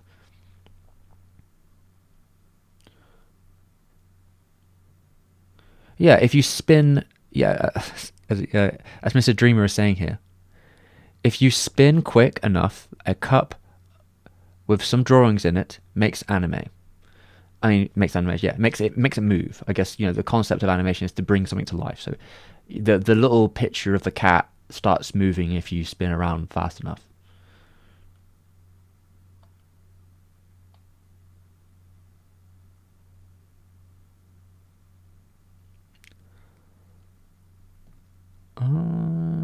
Where are we? Animax. Did I miss something? Oh, we're still talking about like well the Count of Monte. Again, the Count of Monte Cristo is a really interesting thing to look at from the perspective of digital animation, right? Because it's 2005, so it's pretty sure it's a digital production, and it has a very specific look to it, which comes from its sort of compositing of textures and such like that. And that kind of gives it a very unique flair. A lot of it has to do with overlays, and I think it fits its message quite well. In that, like, yeah, it has a very distinct style to it. I think a lot of that comes from the director too, and visually, yeah, it's pretty. It's not necessarily when reading the book. It's not necessarily the look of the that I would expect from Count of the Monte Cristo, but I do think it works for the show.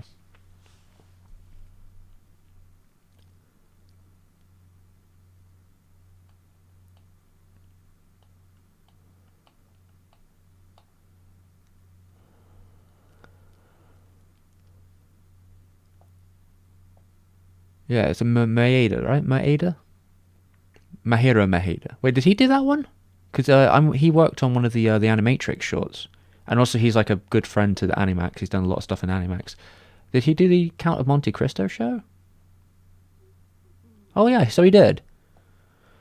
I mean, very talented individual. He also worked on Nausicaa. He was the person.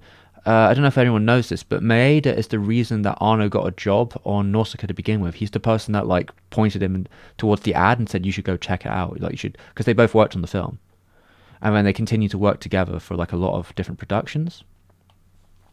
Maeda's very talented. Maeda also worked at a ton of Ghibli productions, including like things like Porco Rosso. But yeah, he was also on like Royal Space Force.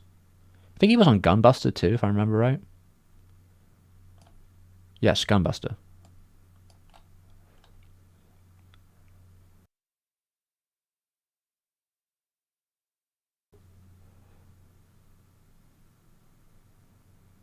But yeah, he also did two shorts for Animatrix, which were the second Renaissance. I think a lot of people who are big fans of the Animatrix really like the second Renaissance shorts because they're effectively like the origin god esque like lore story for how the robots took over. It's kind of fascinating if you're into that thing. I think it was perfectly well made, and like there's definitely some really raw images in it. Not my favorite shorts, but I think they're pretty solid. I definitely prefer a lot of the other shorts, just more of a preference thing. But it's definitely like the funny thing to me is that a lot of the people in the production were talking about him like from the perspective, oh, he's that guy that made that show, the submarine one, and I was like, the submarine one? Is it Blue something or other? I guess that was on Toonami or something. Yeah, Blue Submarine #6.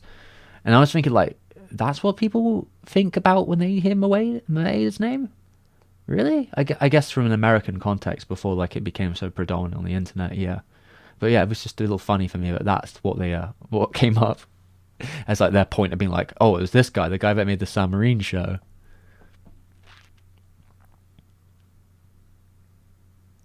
Oh, dear. Looks like my stream started to suffer again for some reason. I'm gonna have to assume it's YouTube playing up. I don't know why it's being so poor. Like I'm shooting out enough signal. Maybe it's my internet connection.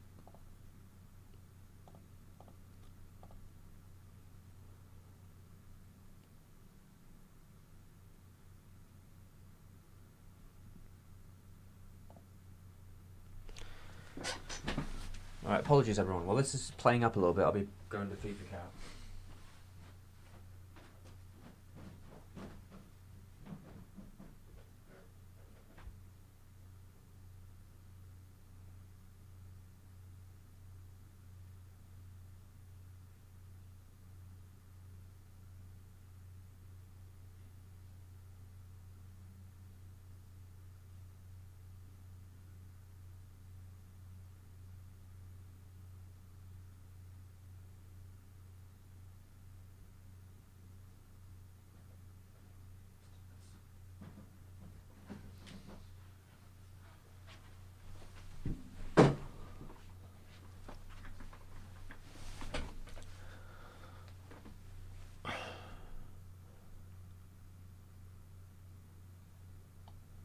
All right. It still says it's poor on my side. Like OBS is giving out really good signals. YouTube is obviously just not picking them up, and I don't know why. Still poor. How do I make that not? Oh, is it healthy? Get up? No, no data. Oh, Jesus Christ. Error. All right, 1 second, everyone.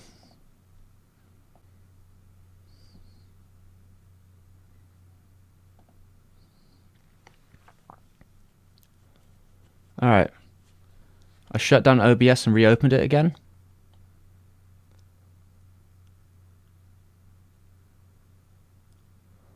Apparently we're good.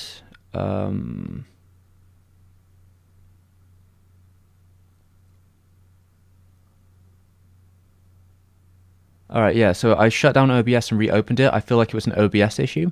So now, hopefully, there shouldn't be any more issues. There was no issue with my connection. Strictly, I think OBS is playing up. So yeah, I've restarted it now. Sorry, I'll have a look where people were saying while I was giving the cat fell asleep though. God damn it, cat!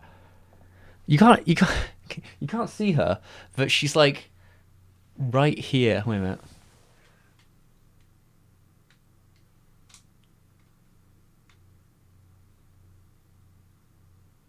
Yeah, she started meowing.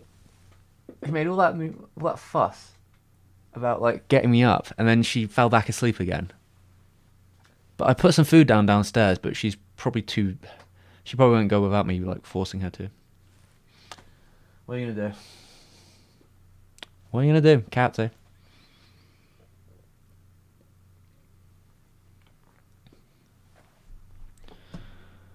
Alright, so let's get back to chat.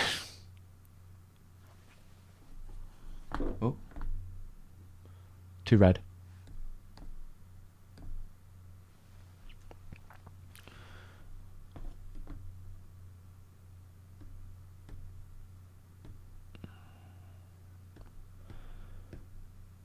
There we go. A little offshoot there. Right.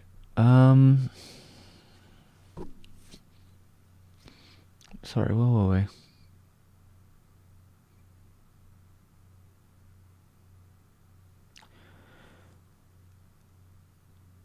Yeah. I mean, an adaptation of The Court of Monte Cristo is already a really fascinating idea for an anime. I think it's a cool idea. And yeah, a lot of Fantastic Planet is cool. We will be releasing something on that. Digimon's original backgrounds are pretty good. I believe, isn't the original Digimon show, that's like an early Digipaint show, isn't it? I don't think the backgrounds are, but they have a really specific look to them.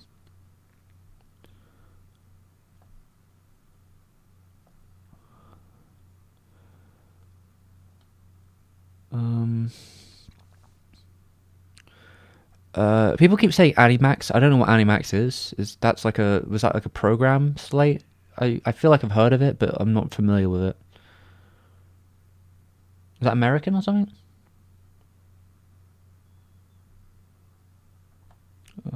Blood Tea Red Sting? Red String? I've not heard of that one. What is that? Oh, this looks fascinating. Is that like a stop motion? Yeah, this looks cool. Very, like, creepy. It's like stop motion, right? Who made this? Where's this from?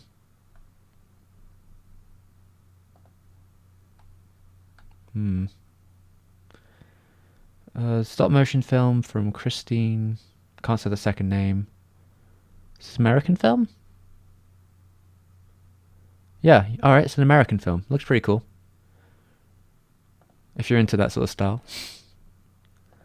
Yeah, that submarine guy. There you go. That submarine guy is exactly how I would talk about Moeda. Well, I guess if it's 2003 and you're the Animatrix team, yeah.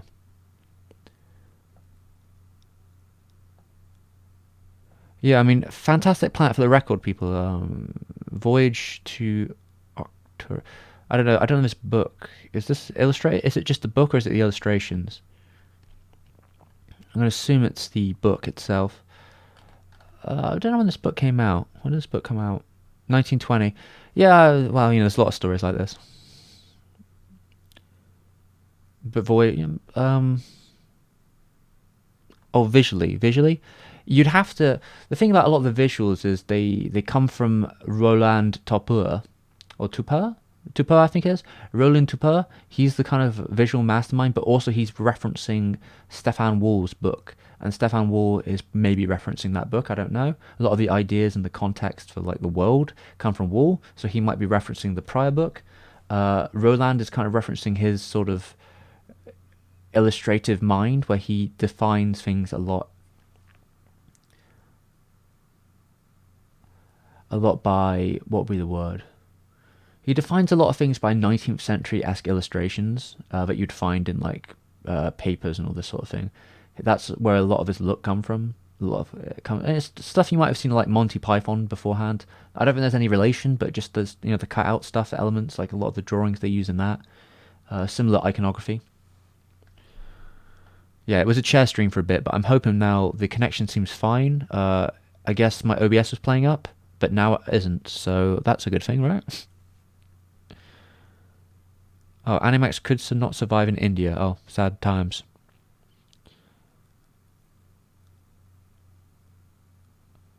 I don't think Animax is even ever in England, as far as I know. So,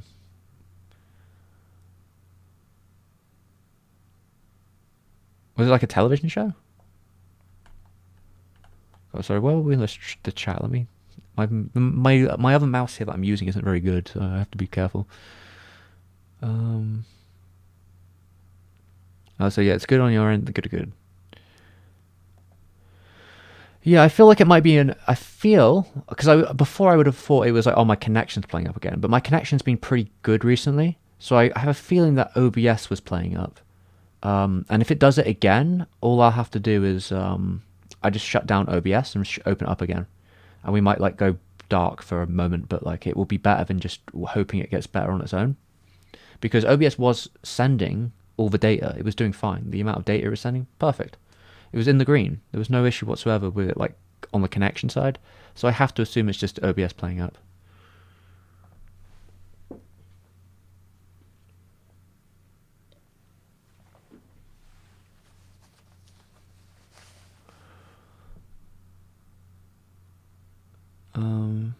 Let's see. Cat. Yeah, the cat is here.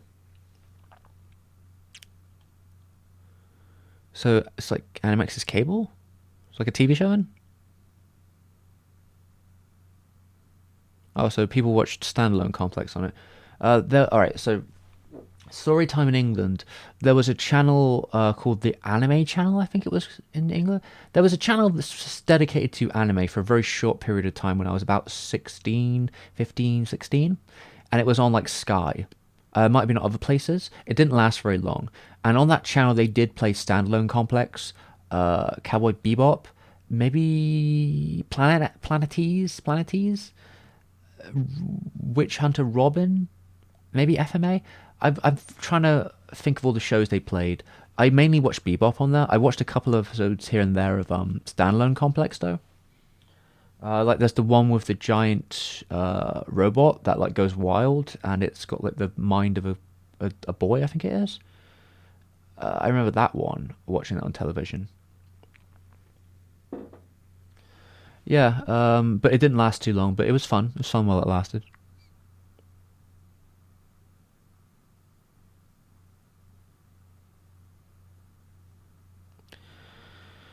Yeah, I feel like there's always going to be issues with dubbing and censorship in different countries, depending, and that has a complicated history in a lot of places. I mean, there's like an infamous story in England, even now, where there hasn't been like a new release for Paranoid Agent in a quite a long time. The current one, I believe, is through. I think the current one's through like Manga UK.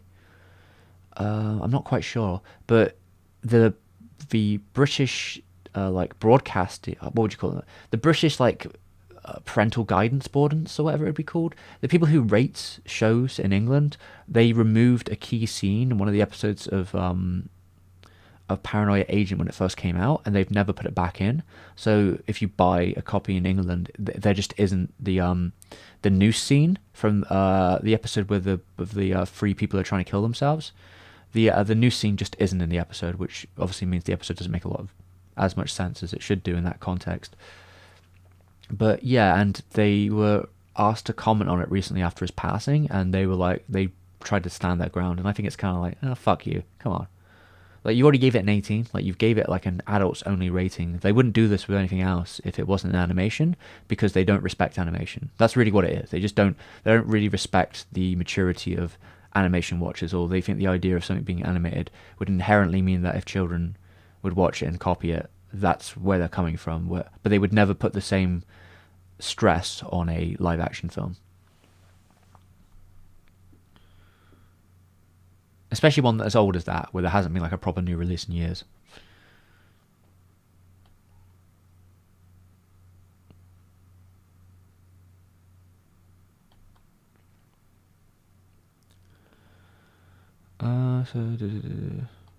So yeah, TV program. So I'm way behind, aren't I? Whoopsie. Prince and the Princess? Where was that said? Paper cutout stop motion. Prince and the Princess. Oh, is it French? Prince and the Princess. I'll try and find it. Because I really like the film Prince Ahmed, which is from the 20s. I'm trying to find the film Prince at Princess? Ah, okay, I found it, yeah. This is very Prince Ahmed-esque. Was it? So a 2000s compilation film by French animator Michael Ocelot? Oh, Mikal? This looks pretty cool, actually, yeah. This, because I really liked the original Prince Ahmed feature, which is, again, much older than this. But, like, it was in this style. I do like the sort of shadow theatre paper cutout. You'll see in the new video, when the video comes out soon, I mentioned that I used to be a cutout animator. For a short time in college, I used to be very into cutout. I show a couple of my old clips in the video, so if you're interested in some of the stuff I made when I was like 16, you'll be able to see that in the new video. Let me just remove a couple tabs just in case my tabs are burning up. Yeah, that's a really cool look. I should probably see if I can find that. Is it on YouTube?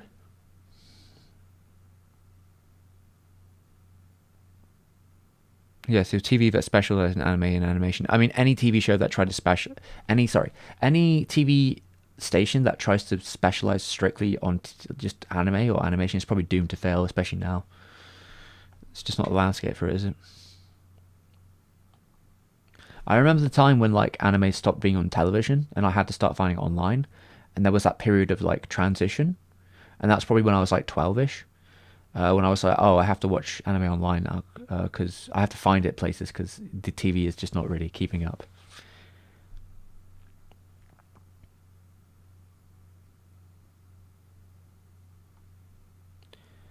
So it brought anime to, so it brought India to legally. Okay, that's interesting. All right, Kevbot. I've seen this. I'm reading a question. I'll probably have to read this one out loud because I have very particular opinions of this sort of idea. So Kevbot 1995 asks, are there animes that are guilty pleasures, as in like generally agreed upon crappy TV shows by most, but you can't help but like? I don't really like this framing. I know some people like to use this word. I don't really believe in guilty pleasures at all. And I don't give two shits what other people think about something. If I like it, I will fight for it. I don't fucking care. So I don't really buy into that. There might be things that I like in a more unorthodox way, I guess. I can see the context of how that phrase. I just don't like the phrase at all. But yeah, I don't know. Like, I stand very strongly with what I feel about things. I don't like to pretend that like I like it because it's bad. I don't really think that's. I like it because of reasons that may not be traditional reasons that people like things. Like, you know, when we talk about something like Samurai Cop or The Room, I have a lot of fun watching these things. And yeah, on some level they're not. Well, it's kind of interesting because I'm not like the biggest Room guy. I watched it live, and I think that really is where the appeal is like the performance, like the performance of seeing it live with people. Like that is a great performance to see, and the reaction of the crowd. That's where the real feed of watching The Room is. Although the book on The Room, the actual original audiobook, The Disaster Artist, that's a fantastic book, absolutely amazing. Like a great read, great like listen as well, especially. It's like really really compelling, and it's funny. It's very funny. Though something like Samurai Cop, I would stand by hell 100% because Samurai Cop is hilarious to watch. And someone could say that's for the wrong reasons, but I don't know. I don't really mind. I don't think it matters. It gets the laugh at the end of the day. It's a fun film to watch with for people.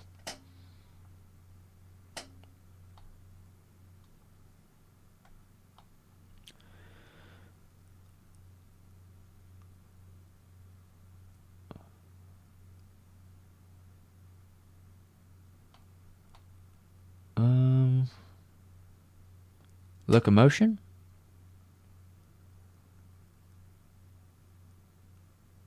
Okay, I don't know about that one. I was like a Latin show. That's way beyond me, I'm afraid, but I see there are memories in the chat. Do I have a CRT to watch older aesthetic anime? No. I mean, once upon a time we had a CRT in the house, but like you know, as time goes by, those things get thrown away, and nowadays it's more trendy to have one for like retro games and such. But it's not like I wouldn't buy one. The issue with having a CRT is like they're heavy and they take up a lot of space, and I don't have any space, so I'm not really dying to get one, quite frankly.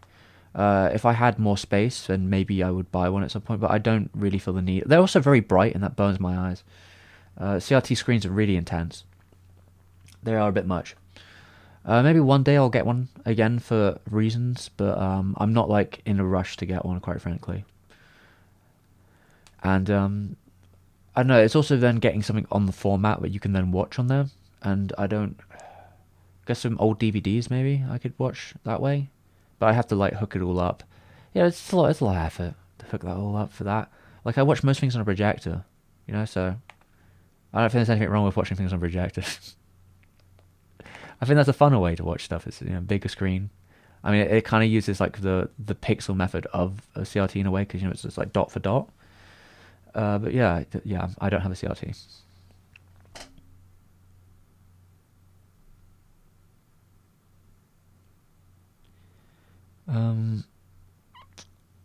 Yeah, guys, I can't really help you with the Animax stuff. It's completely alien to me. But I think imagine it sounds like it helped a lot of people find animation or anime at the beginning, which is nice.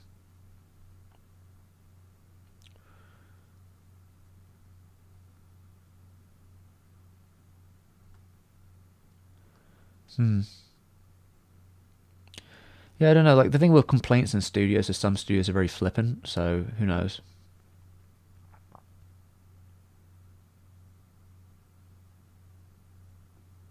Huh. Seeing ads for promoting Funimation streaming in TV for Latin America and Crunchyroll sponsors Toonami in CN before the sale to Sony. Well, anime has become such a commodity. I mean, even more so nowadays. Like, obviously, the numbers keep going up. Now we've seen Disney get into the game. I think that's really like the end of times in a way. I mean, I'm joking, but like the idea of distribution is now going back to like Disney because it sees like Netflix makes money off this, and as a competitor in the streaming universe, especially with Amazon and Netflix both putting their money in the ring, they kind of see themselves as a third competitor, where the actual dedicated animation studios like Crunchyroll slash Funny that are now like merged together are just trying to hold on. If they survive or not, I don't know. I guess they're under Sony now, so Sony has them as like a wing. That probably is going to give them some protection. The other streaming services, the ones that I probably can't even remember the names of, don't know if they're going to last. The streaming wars is kind of messy. I think they've kind of... It'll be one thing if they all have the same shows, but they don't. Makes it very difficult.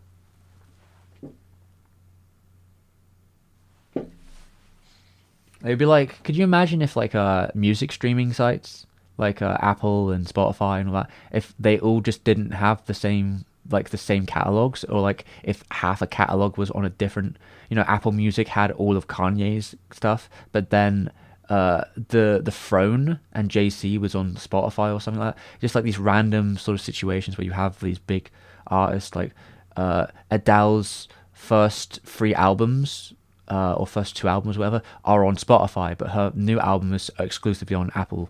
It would just be ridiculous, wouldn't it? It would be, because that's kind of how it feels with all these animation stuff. Like Ava, the TV show, is on Netflix, but Amazon Prime bought all the movies, so Ava 1.0, 2.0, and 3, and 3 plus 1 are all like on there instead. And yeah. Yeah.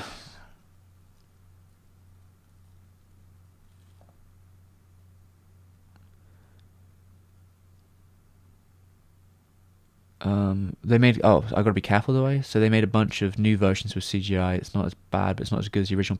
Yeah, I'm more a fan of the paper cutout stuff. It's my preference, so I'd probably like to see that first at least.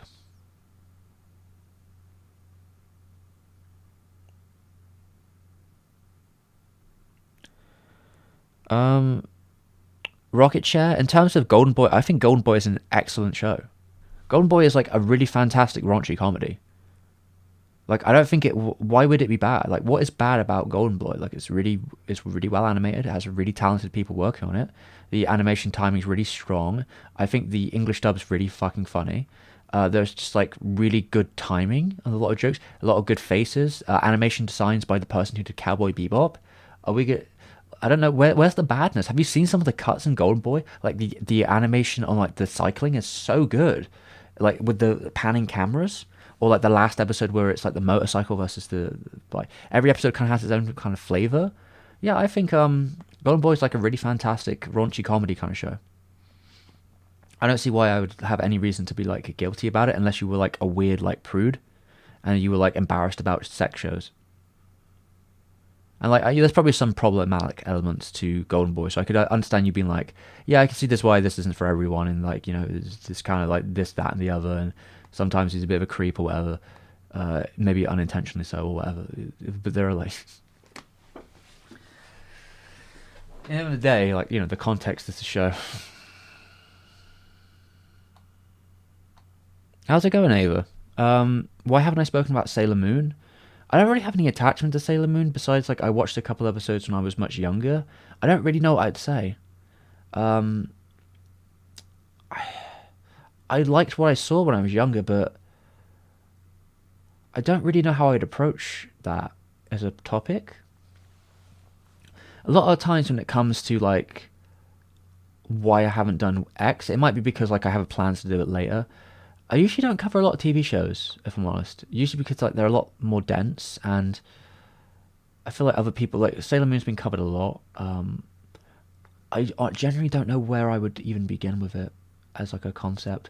I don't know how much stuff is in behind the production of it. Maybe there's a fun production story with Ikuhara.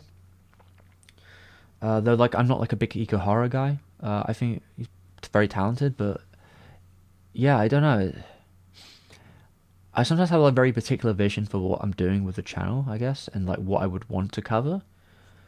And like I could totally see me covering this was a plan in the future, was like Akira Toriyama, right, and stuff like Dragon Ball in a certain format, like in a very particular format, more from like a perspective of like the career of Toriyama. But like making a video about Ikuhara, I don't really know how I'd do it. Sailor Moon's not like Sailor Moon's a very ecstatic show, and from what I've seen, I've enjoyed it. But like, it's been a very long time. I don't have that like, I guess, spark or curiosity for it necessarily, though.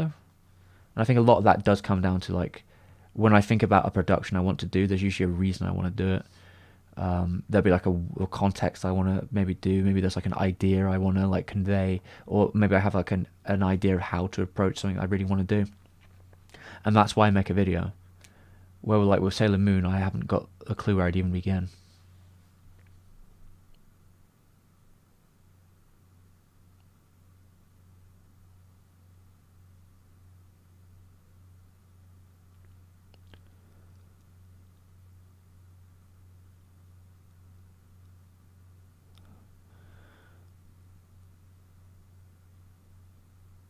If most studios are at a loss, how are they able to keep making this much anime?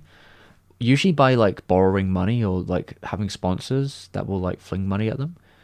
I mean, how does any company that's in like the red survive, right? They just like keep borrowing or figure out ways of like circumventing it or like try and pay it back, and it's just like corporation stuff, right?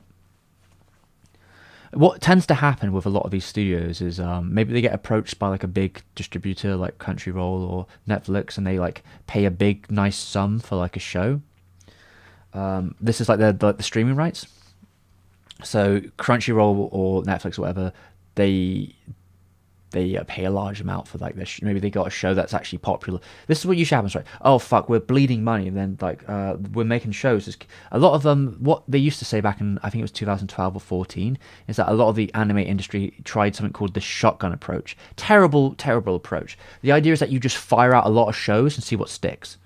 So like you can be bleeding money, but then it's like, oh, hopefully one show will make us all that money back by being incredibly popular, and then maybe you sell the rights to it, and then you make a bunch of merchandise and whatever else. And usually those shows though are like a lot of the times they're not original, so you don't have as many rights in them too. So like there's other people taking cuts of the pie, and but yeah, this is just a factor of a lot of these sort of situations. Like a lot of places run on like the red because they're hoping at one point they'll make enough money back that it doesn't matter. But a lot of times, these companies do go bust or they like split off. Yeah, it's just the nature of the industry, which is why they will find ways to like hurting the people at the bottom the most. Like you'll hear stories a lot of times where it's like, yeah, the animators in the industry don't get paid very well, but the worst part about it sometimes is that they don't even get paid for all the work they do. Like they'll be like, I'm waiting for half my paycheck still, because these companies literally haven't got any money. They're like, no, I've got nothing.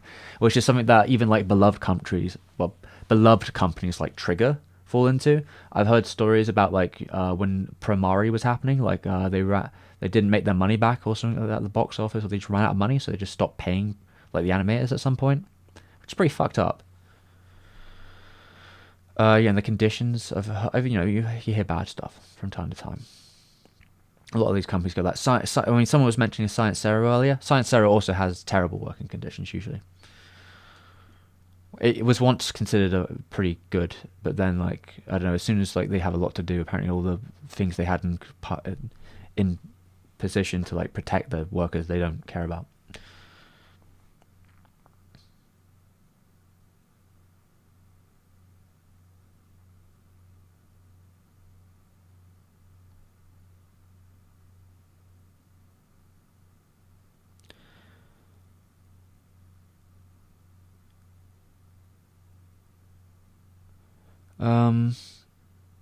SM, yeah. I mean, I'm not saying it doesn't happen. Usually, it's like timed exclusives. I don't. Frank Ocean has an album exclusive to Apple. Which album is it though? Because like his main albums, I'm pretty sure they're all on Spotify. Like, what was his last album? Blonde. I'm pretty sure Blonde is on Spotify. That's where I listened to it when it first came out. Like Channel Orange, that's on there. Maybe it's like one of his demo type things, like more, I guess, background content, you could say, like a B-roll kind of thing. I don't feel like anyone would just release that album strictly on one of those services, because they could see unless they've got a huge payout for it, and it would only be like a timed thing. Because this is something that like Kanye said he'd do with Life of Pablo. I remember when Life of Pablo came out, he was like, it's exclusive to Tidal, it's not coming out on any other service ever. And they used that as an excuse to try and bolster the Tidal numbers. And then I think Tidal's now collapsed. Pretty sure that like went like that. But it eventually did come to everything else. But it was like a short-term, I guess, plan to try and bolster the numbers.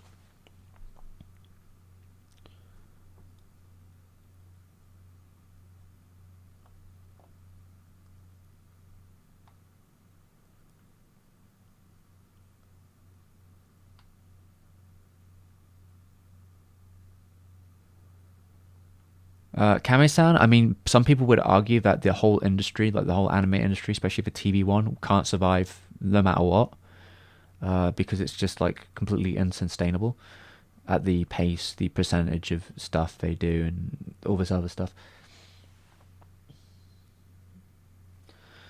Yeah.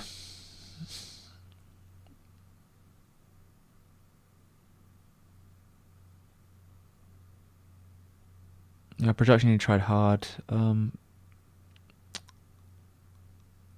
Yeah, I know of High School of the Dead. It was pretty popular when I was younger, but I never saw it. I'm afraid. I know it's the guy who directed Death Note made that one.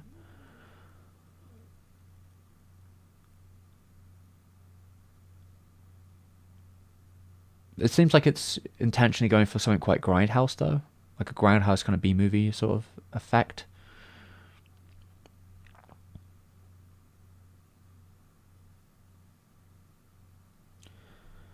Nothing bad about Golden Boy, but mainly people who don't appreciate animation just see it as dirty anime. Well, I mean that's on them. I mean, in the end of the day, when you recommend something, there's probably going to be a lot of caveats to a lot of things people recommend, right? You know, if I was like, "Hey, The Sopranos is a really good television show," but I'd be like, "Oh yeah, but also, uh, at times the characters are like racist, homophobic, very like aggressive wordplay, lots of profanity, sex, violence. It can be kind of unpleasant at times. The women on the show aren't necessarily as usually as interesting as the men. Like some of them are, but like definitely very stacked towards male characters overall. And like probably one of the more interesting characters being like Tony's mother dies in like one of the later seasons, and that sort of thing. Like there's a lot of caveats to that, but like I don't think that stops a lot of people, and maybe you could say that's like a cultural thing where like that is accepted as standards because that's what HBO does. They make shows that are like that, but like if it was drawn, suddenly it's there's a lot of context there. Like, I mean, does that stop people recommending people Game of Thrones? Because Game of Thrones also another HBO show. A lot of like sexual assault and like rude words and boobs and such. But it became an incredibly successful show, and that didn't seem to stop people from recommending it, in spite of those things. Now, I guess you could say that the thing with like Golden Boys is it's not the same as those things. It's a very niche sex comedy. But it knows what it is. Like Golden Blade knows what it is, which is fine. It's just like you just have to. I think sometimes when you recommend stuff, you have to sort of just give the context of what you're recommending. You're not recommending it as a Citizen Kane per se. You're recommending it as a crass comedy. Say like yeah, if I was to like recommend someone, I'm trying to think of a particular comedy. If I was to recommend someone Black Dynamite as a comedy, I probably wouldn't try and sell it like it's the next Enter the Dragon.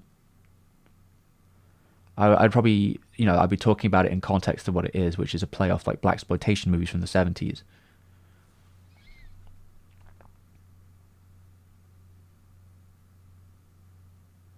But yeah, I'm not guilty about watching Golden Boy. I think it's excellent. I've seen a little bit of City Hunter. I've seen one of the movies. I thought it was pretty fun, though I haven't watched too much of City Hunter. The live action film looks cool. The one from France.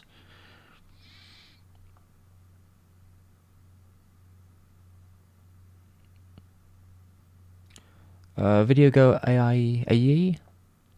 Now I was meaning to check out Video Go IE. I remember there's somebody. It's got a good aesthetic to it. I can't remember. There's somebody who directed it.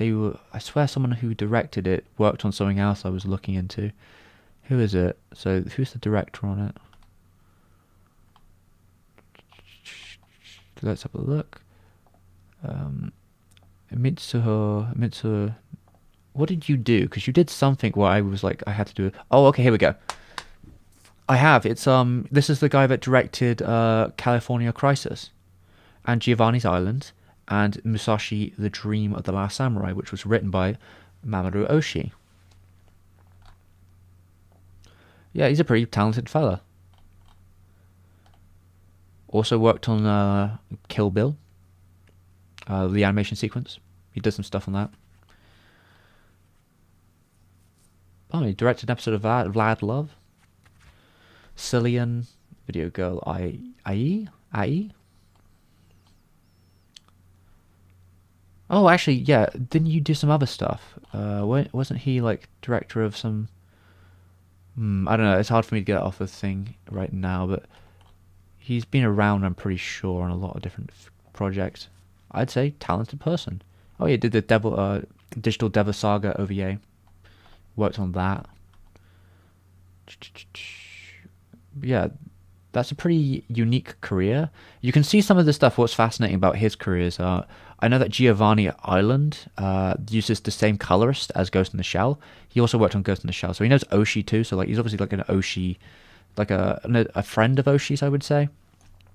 And you can see how like again, like, oh, it must be because Musashi, The Dream of the Last Samurai, had Oshii as a screenwriter on it, and I think that also used his colorist. And it's his colorist since I believe it would be since Patlabor 2.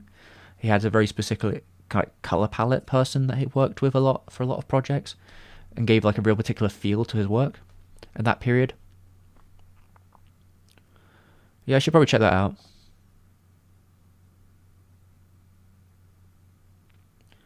They're talking about the Endless album by Frank Ocean. He put it on Apple Music exclusive to get out of his deal. Then came out with Blonde a couple months later. You can find it on YouTube. Oh, okay. Well, I guess it's just a thing, right? So it's called Endless. He released it to get away from a record label. That's fair. So like it's a very specific situation, which I don't think there's necessarily anything wrong with specific situations like that. I feel like when every other anime or like every other thing that's on your service is like that, it makes it worse for the consumer in general when they have to figure out like, okay, but like streaming services are expensive. Which one of these am I actually going to be using? Where like they should all be offering basically the very similar experience, but like the differences should be more about the customability and all the other options that come with it. It should be the quality of life stuff, which is the reason you're making it, not be like, hey, I if I want to watch these 5 shows, I have to get Anime Dive, and then, but if I want to watch these other 8 shows, I need to get Amazon Prime. But if I want to watch the shows that Disney have, I've got to get my Disney. It's like, that's fucking ridiculous. Like it's back to the TV days, when you have to like buy cable with different packages and such. It's just it's not a future worth. At that point, you just go back to the high seas. It's a visual album. Okay, that's kind of interesting.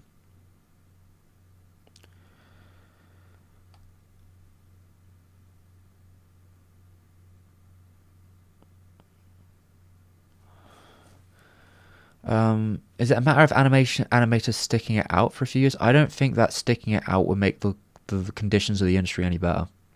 You have to make an active decision to, like, within different animation circles, if that be through unions or different processes, to make it better. Things don't simply get better by you just continuing to do the same things that have made it terrible to begin with. The thing is, when you say like it's a little chance of getting a better job, you have to kind of consider the mentality of like what an animator would be. Like people who go into creative fields usually do it because they're very passionate and they love the field that we're talking about. Not many people go into the anime industry going, I'm going to make a fuck ton of money. Like that's, I don't know where you're coming from if you're thinking that, but it's probably not a very healthy position. So if you hear like interviews from the ex animation director from JoJo Part 4, she says this thing. I think she has a YouTube channel as well, but she said something along that like a lot of the people she worked with in the industry, they were like otaku who lived with their parents, or like they live alone. So like their income situation from wherever they were at that point, maybe they had well-off parents or whatever, they weren't looking for a lot of income, so they were kind of getting by, however that be. Especially the people who had like fixed living situations. Where like someone like her, where she had to take care of her parents, it was really stifling, and she really struggled, and at one point really quit the industry because of how bad it was. And she was an animation director, so it wasn't like she was at the bottom or anything. Like these affect people all the way down all the way down. But yeah, I don't know. I don't know what the path really is. I would hope that studios get better at protecting their staff. I've heard that Toei has gotten better, and generally people talk quite positively about KyoAni. I think keeping pressure on studios is a good thing to do because they don't like the bad press. I mean, the bad. Well, you can kind of see it with Toei, right? Because like Toei had gotten a lot of bad press all over for like. Obviously there was like some struggles with certain productions during the sort of One Piece, Dragon Ball Super eras, Sailor Moon, You know, a lot of people pulling out like random screen grabs, which is a little bit disingenuous. But yeah, you can certainly see there were struggles during these periods, back and forth, because of probably schedules and other things, and the transition between different compositing stuff. I certainly feel that now Toei's got on top of its compositing, so it's got like all its teams in place. Like new One Piece, like Wano arc, is like worlds of difference, where they've got their software working for like line variation. They have really good compositing. They've got good like texture overlays. They've got a really solid CGI department working to it, and it's all coming together in a pipeline that's really efficient, and it all works really well. And getting to that position is sometimes a lot of work. I hope generally the whole industry decides to become better, but I don't have much. I don't have a utopian vision of what that entails or of that happening, especially as the industry decides that they want to make more, not less anime. The more anime made, the more struggle there's going to be, because right now the industry is really spread thin. Like, there's very little people to work on projects, and that's why a lot of international staff has been called in for freelancing and other stuff on Twitter and other ways, and sometimes other places are brought in, like different countries. And yeah, like, you know, you're not going to get the better working conditions by making more of the thing which is already at like the complete collapse level. Like, since the 80s there's been talk. One of the quotes I remember getting from the Nausicaa video at the time was that people were telling Toshio Suzuki back in 1982, they're like, we're making, you know, the industry was making 42 shows that year, and they were like, this is too much, we can't keep up with the schedule, we can't keep up with the staff. 42 shows. The industry now makes like 200 plus, something like that. 200, 300, I don't know, somewhere around that. Somewhere around those numbers a year, which is gargantuanly higher. So you have to imagine what that means. It's a very different world now.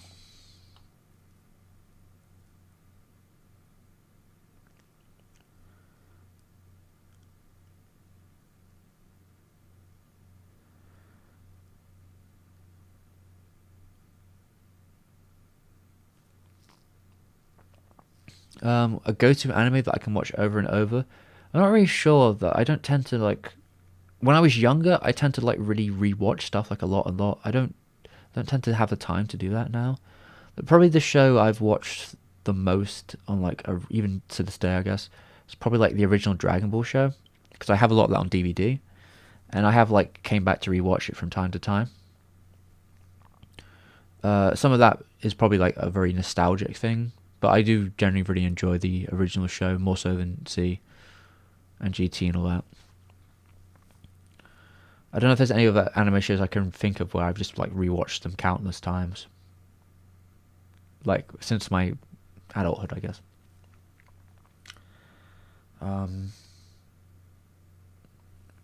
If it comes to me, it comes to me. I'll think about it later.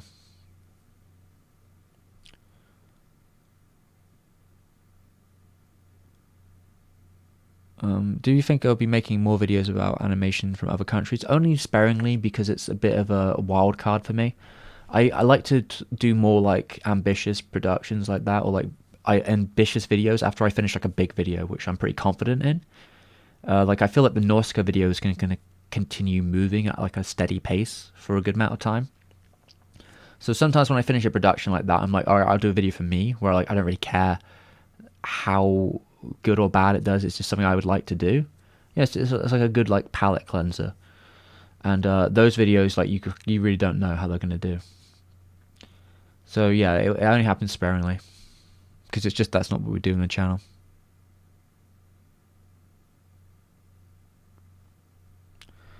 Raijin, the rest is it is how it always is.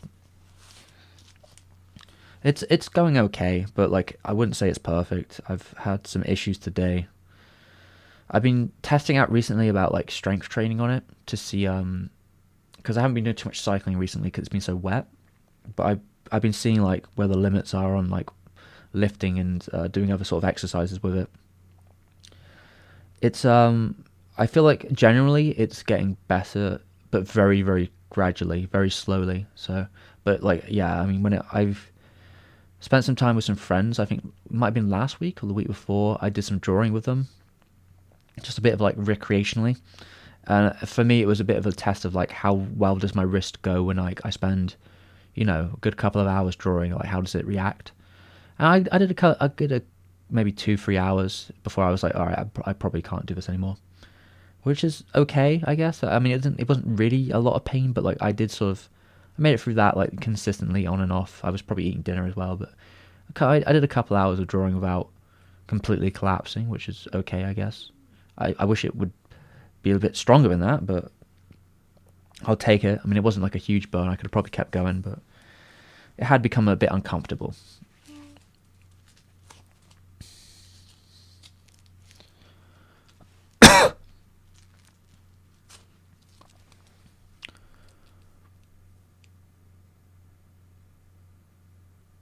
Why do they stick it out? Honestly, Dylan, you're gonna have to ask each animator separately because they might have different reasons for why they stick it out. Maybe a lot of it's passion, love. Maybe it's just that they don't know what else they can do. I mean, have you ever tried switching jobs, switching professions? That's a lot. Maybe it's like sunk cost fallacy. You'd have to ask them on like on each individual level, because I can't really give an answer for every animator ever why they do what they do. That's a little bit too big for me.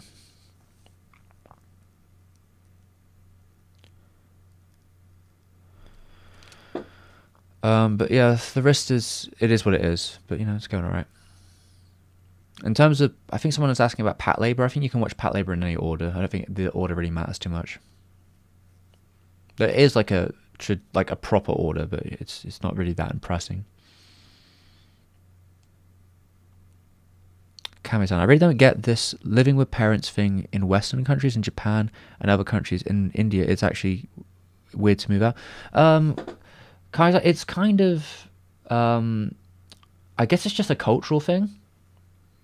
Because there definitely are places where it's more common for like families of like multiple generations to live together. Certainly more like cost efficient. Where like in countries like England, it's usually considered that like you'd be stunted if you continue to living with your parents. And maybe that's like an individualist thing where like you want to go live your own life away from your parents and like start a family, like that sort of thing, or you go move in with friends or something. You kind of go live an independent life. I feel like from a perspective of whatever person, like I feel like if you want to, it's up to them. Like some people don't have relationships with their family where they would want to continue living with them. Some of them have strained relationships with them. Some people really like their family, and I think it's up to the individual person to choose like what their goals are there and what they want to do. Because I mean, houses are really expensive. It's true, and they're like a really stressful cost for a lot of people.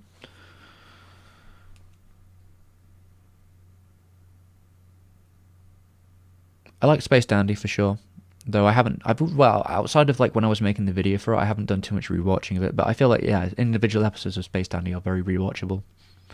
That is true.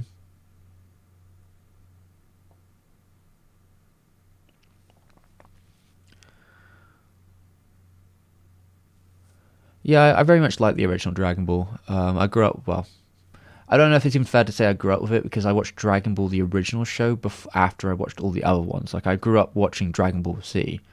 I was like a 10 or 11 by the time Dragon Ball the original show was broadcast on television. Maybe 12, give or take. I mean, it went for a couple of years. So I guess I was still quite young, but like I was much younger when I watched the other shows. And like I had a more, I guess I had a better appreciation of it years after the fact. Like to just see it as its own like kind of thing. I mean, becoming left-handed takes a lot of training, my friend. So it's actually probably not as advantageous as you'd think. Because you can also lose, you can lose your shit on your left hand too.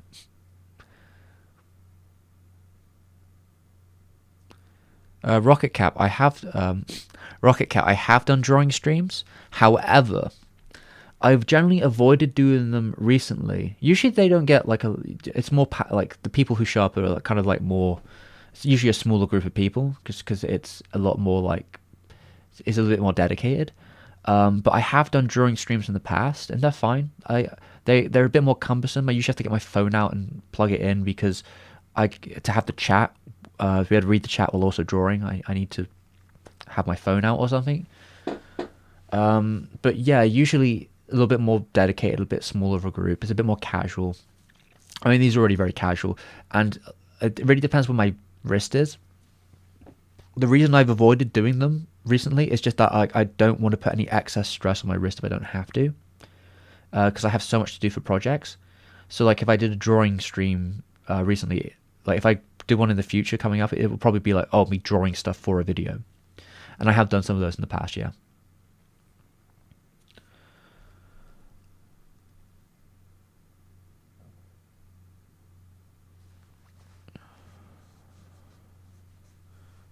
Sphinx. Okay, Sphinx says, I want to get into the anime industry and want to be a director, producer. Ooh. But I'm struggling if I pursue this career since my father wants me to have a career that pays well and supports my family. That is a difficult choice. Becoming a director in the anime industry is certainly hard. You will definitely need to be fluent in Japanese. Same with being a producer. You'd have to, it would be better to ask someone like Michael Ayres. I think it's Michael Ayres.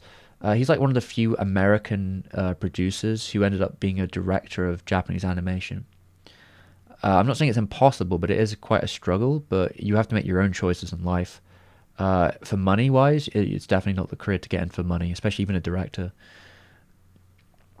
Yeah, like getting into that industry is very difficult, and you will probably have to move to Japan too. So you would probably have to move to Japan.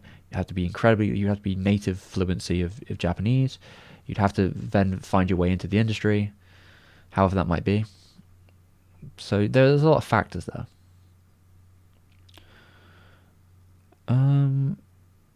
Yeah, the thing about strength training, Dimitri, I am a little bit skeptical. I have to be careful with it because if I lift too much in the past, if I've lifted too much or done too much with my wrist, it like really hampers it.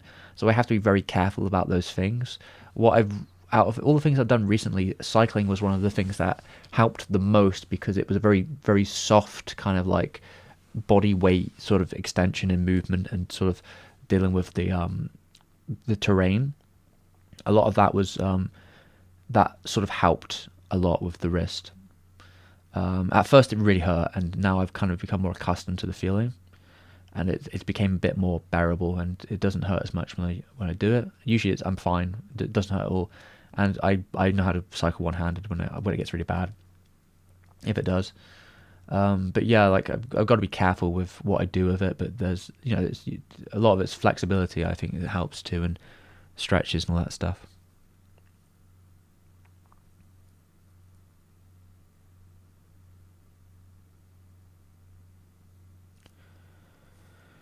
Static holds. Maybe I should look into static holds. I got a pull-up bar. I am like concerned though. I want to be very careful with like what strain I put on my wrist because I need it so much. So like the idea of doing these sort of things, which could put me in a position where I can't work, is just like really dangerous. I have to be very careful and be responsible with what I'm doing.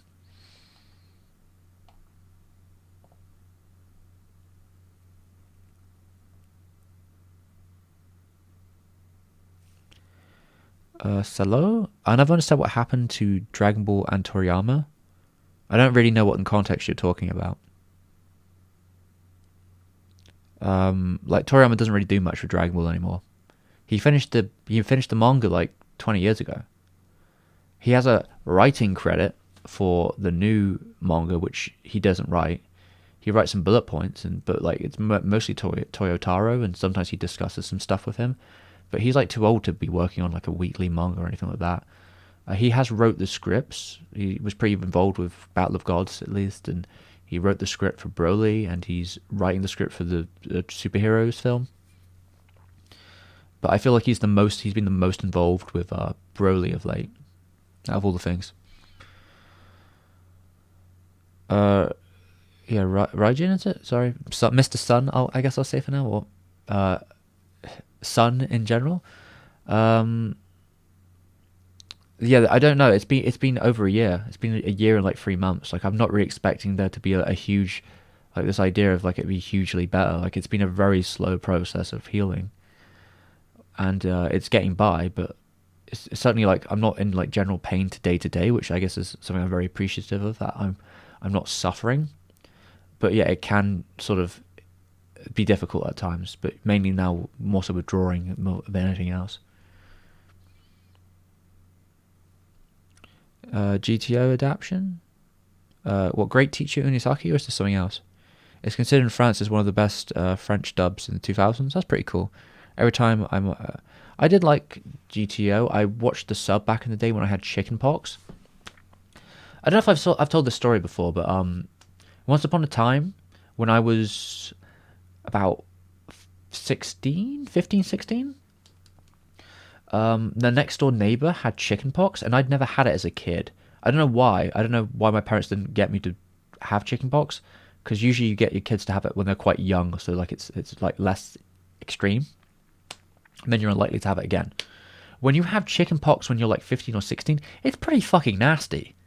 It's like, it is a lot. Like, I was like lumpy, like it wasn't just like, oh, there's a couple of marks on me. I was like covered in lumps, like pulsing lumps. I was very itchy, very strained, everywhere. 100% of your body, all of it, every little piece of it, even the parts that you're thinking that I can't say. Yeah, you're covered in lumps, and it's itchy, and it's terrible. And I had to find ways to distract myself during that period. It was like a week where I had to just like deal with it. And yeah, it was a lot. I guess I survived it, and it wasn't like it was just like very intense. Like, it's not what you really expect. I guess I'm lucky I had it then and not now, because it would probably be killing me at this point. But yeah, it's a lot. It was a lot. And at that time, I ended up watching like a lot of anime to pass the time, to try and I played some Hitman 2 in that period, and I watched the whole of Great Teacher Unisaku. Is it Unisaka? I watched it all on YouTube, mostly. I think through like part 1, part 2, part 3 rips. It was a wild west back then, with like dodgy fan subs with like long translation notes on them. Some of it didn't transfer very well, I think, if I remember right, because there's a lot of jokes that are very Japanese coded, language wise. Now, I watched a little bit of the dub a couple of years ago, and that was fun in its own right. It was just, it's a lot of it's a pretty loose adaptation comedy wise, but yeah, it's pretty. I like the show. I feel like comedies are something that, like, if you can get a really good dub on them, if you can get someone who can localize it really well, it can be a really fun experience. And that, because comedies, they tend to be nicer when that's in your own tongue, because of beats and timing and all that.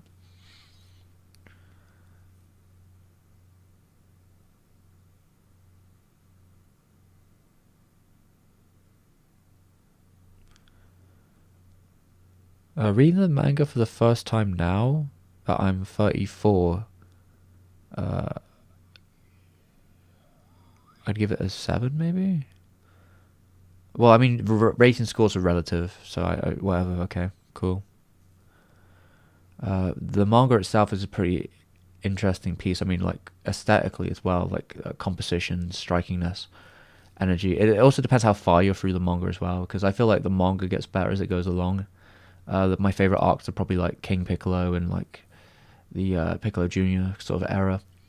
I do like the first tournament, the Tien arc as well. So there's like a big chunk of Dragon Ball where that's my like favorite part. I wasn't really as big on like Red Ribbon Army, and I think the first arc has its moments, but it's definitely a different flavor.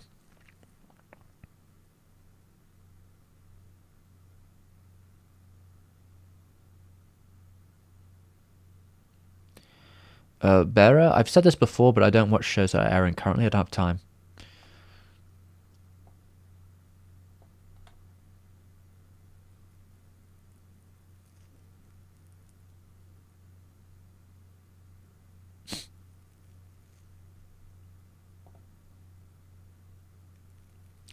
Yeah, I mean, I meant Sun Like Fire, but sorry, how do I say it? Is that Raijin? Like Raijin? Am I saying that correctly?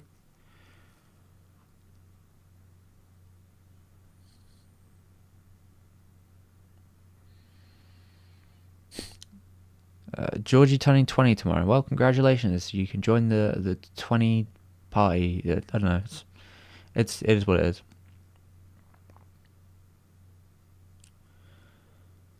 Yeah, Georgie, if you have to go to bed, that's fine. Just remember to watch the video in the morning. I need it to get views because of the sponsorship. I don't want to be dealing with extra bullshit. So please, everyone, share and God, what time is it now? All right, we'll go for a little bit longer. Then I've got to make some dinner, but I will probably have to premiere it soon. But like, everyone, please, God, watch the video, put it on repeat when you're going to sleep or something, and share it to everyone you know, because that video needs to do well, or I'm gonna have to deal with more production nightmare stuff in terms of sponsorship. So I just need that video to do okay. It needs to do like pretty well, and so I want it to I want everyone to cheat the system for me. Please cheat the system for me so I can move on with my life.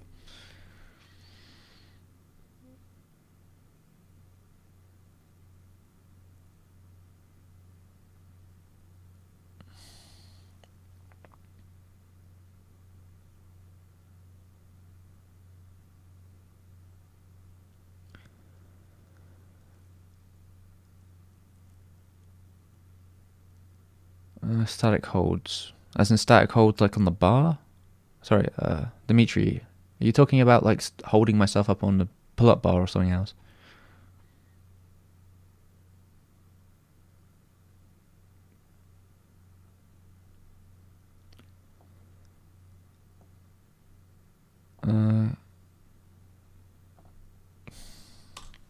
King rankings?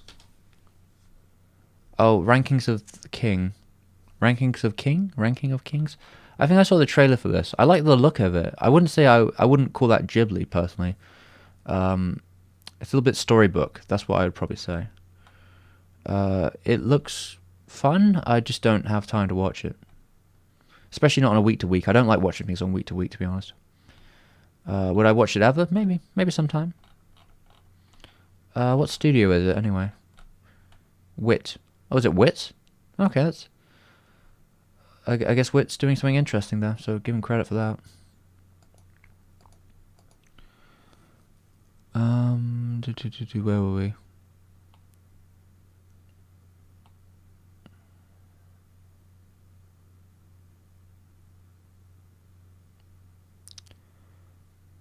Oh, thanks. You started your own studio last year. Well, okay, good luck with it. I hope it goes well.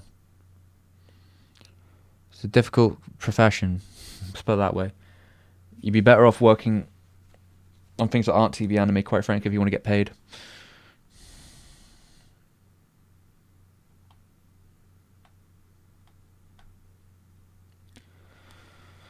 But yeah, have a nice birthday if you're already... I don't know if you've already left, because I'm slow. I'm sorry.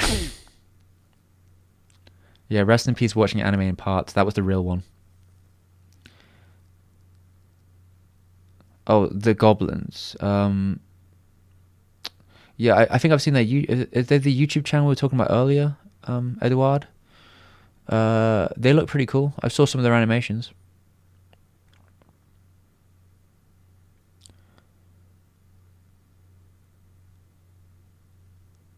Anime movie split up into 15 parts. That's even maybe a bit beyond me. That's pretty crazy.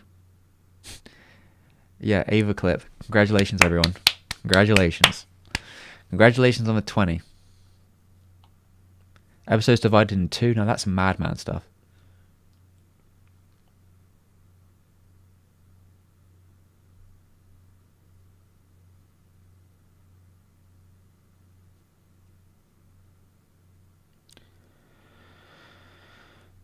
Effective technical communication. I have no what that is. I have no idea what it is.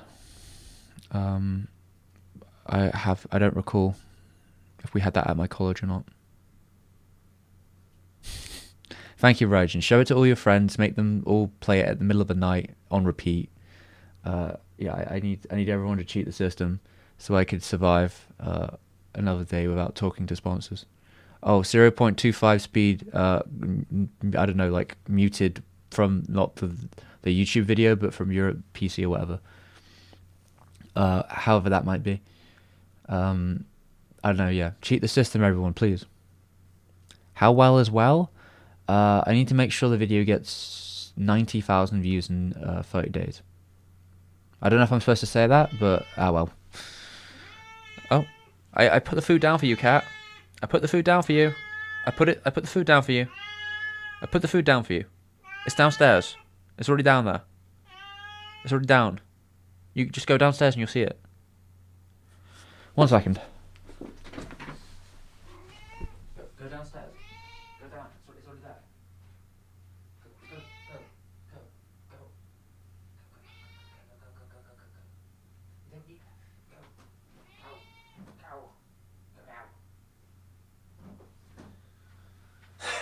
Alright, she's going down. Hopefully she'll find the food and she'll keep quiet.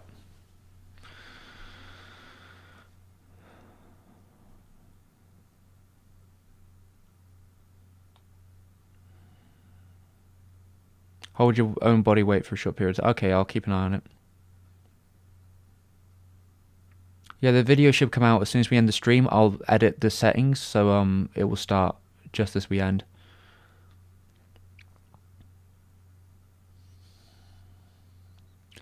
Wit's final product. Oh, is this because of the production woes? So Wit's like dying or something? I don't know.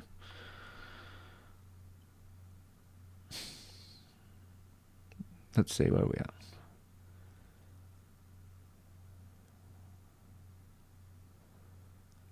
Artist Witch? I don't know what that is.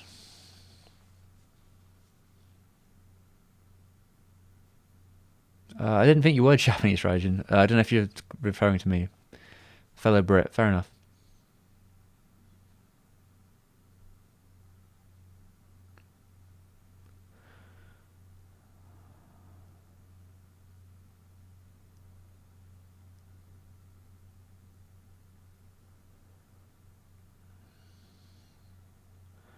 What is the topic of the video coming out? It is on Fantastic Planet, La Planète Sauvage, French animation from 1973.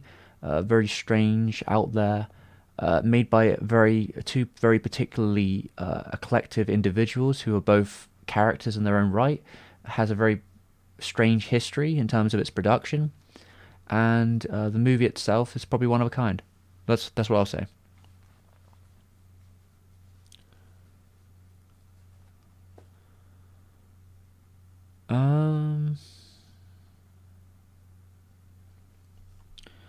Okay, HFC World. Hey, can you recommend me a clip brush that emulates pencil sketching better than the default pencil brushes? I have a brush I really like. I have two. There might be more. Well, I have a fair couple of them. I don't really use that many though. Wait, 1 second. I'll go into the program and see what it's called. Okay. So the brush I tend to use in Clip Studio Paint is the Real Pencil. That's the one I like to use from their like default brushes. I have a set of Daub. I think it's DAUB, like kind of pencil ones. I don't really use them. I do have a couple. Like I have one for shading and stuff. I don't really use them though. They're just there. I've got a lot. Well, they have like layout ones, which might be fun for someone. Like they're good for like roughs. It has a natural pencil too. I haven't tried them too much. I might have more Daub stuff. I need to check. I do have a Japanese brush you might like. I can't read it though, but it ends with R2. Wait a minute. Let me see if I can I'm going to see if I can copy it and paste it into the chat.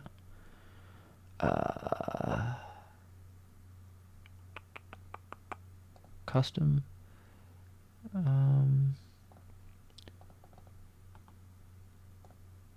How do I...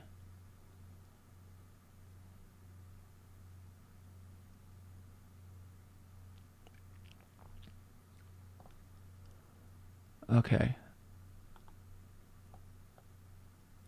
I'm just trying to copy the name. It's being very difficult though. Because it's basically like two kanjis, R, then a space and 2. Maybe you can find it by just typing R2 in on like the brushes. It was free. I think it was free. Close enough. That one's kind of interesting. It sort of has a very particular sort of lineage to it.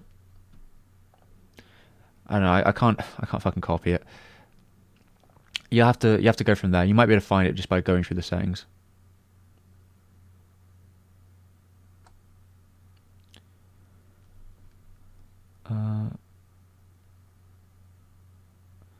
Well, it's more complicated. I don't know. It's not that. I don't know, like the world of sponsors is very difficult. Let's put it that way. But like, yeah, there is usually expectations that a video will hit a certain amount of viewership for, and then there'll be, there are like situations of what that means. Look, I'll open up as many kittens as. Yeah, she's always meowing. Don't worry about it, Raijin. It's fine.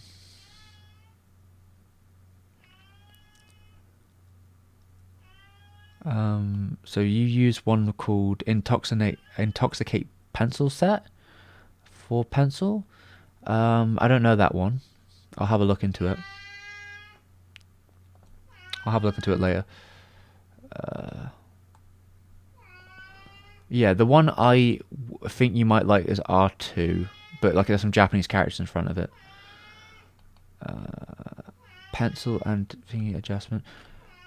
I'm kind of happy with the real pencil brush, quite frankly. Though these ones look alright. I'm not against trying more pencil brushes, because I usually use a kind of a sketchy brush anyway. R2 is a bit final as a brush. It's like has a very strong, like if you've got good line work, it probably would help because it has a very nice finish on it. But it is. Oh yeah. Oh yeah. Shush. Okay. It's knocking me off my. God damn it, cat! Come on. It gives a really good pencil. I have a lot of paper textures, to be fair. I did look up R2. I haven't seen it yet. Alright, give me a second. Maybe I can do something.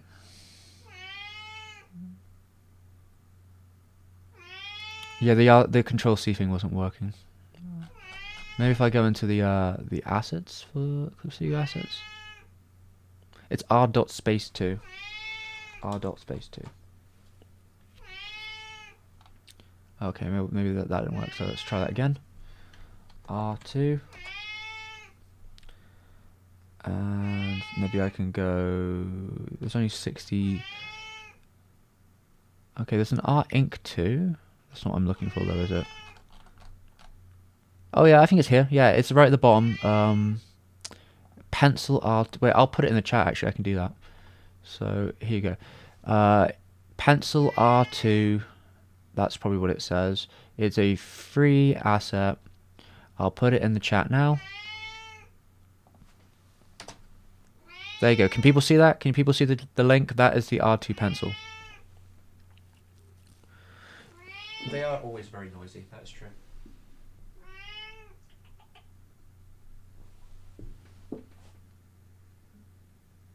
You coming in, Katie? You've been fed, I'm guessing. I'm guessing you saw the food downstairs and ate it. Right? You did see it, I'm guessing. Or did you not see the food? Or are you not happy with that food? Now you're back to ask me for more. I don't know what you're doing, because you're not coming in. You can come in. You see the link? Okay, good. So that means... Yeah, so...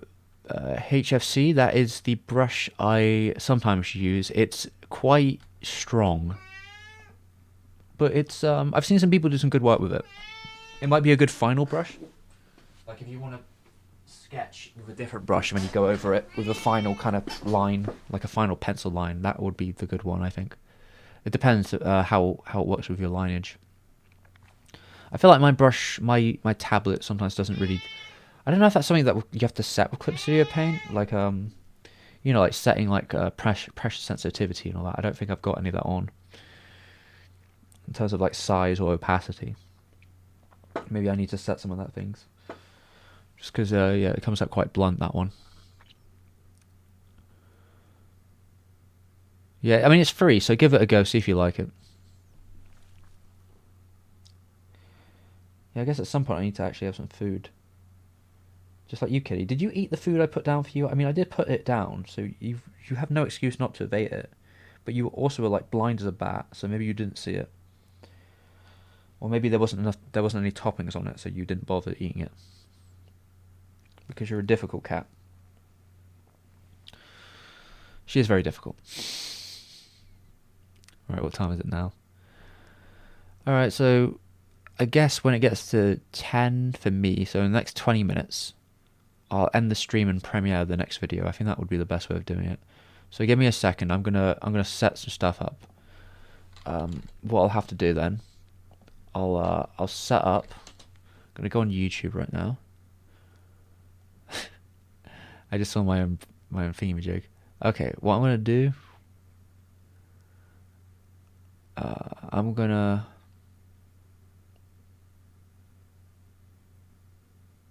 I'm gonna go over here, and what I'm gonna do is I'm gonna pick out the new video. Monetization.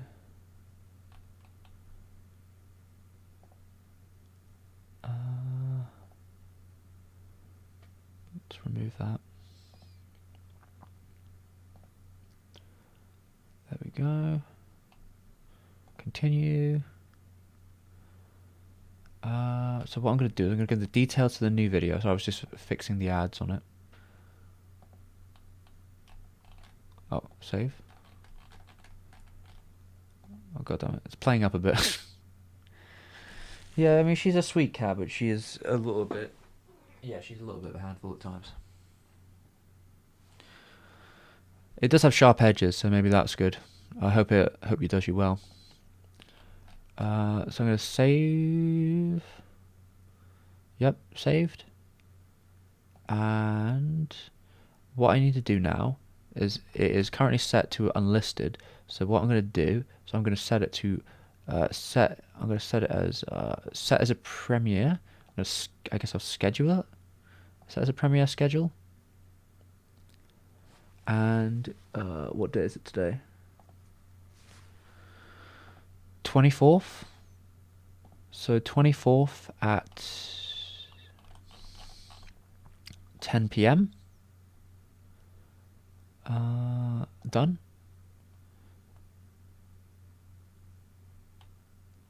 Okay, I'll just make sure it's all good. Set the premiere.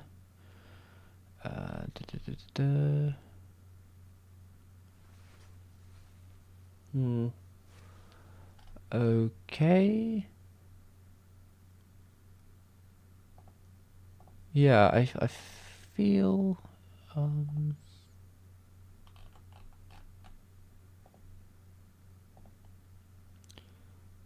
yeah, it should be set to 10 p.m. So in 20 minutes from now, it is set all up. I'm gonna press done. If it'll let me, it's being a bit slow. Alright, Kat has now decided that she is on the floor, looking at me, under my chair, but she's quieted down at least.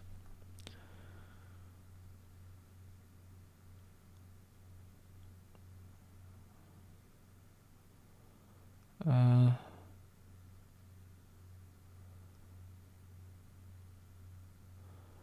mean, drawing hand still can be quite difficult, especially from a lot of different angles. So don't take it too harsh.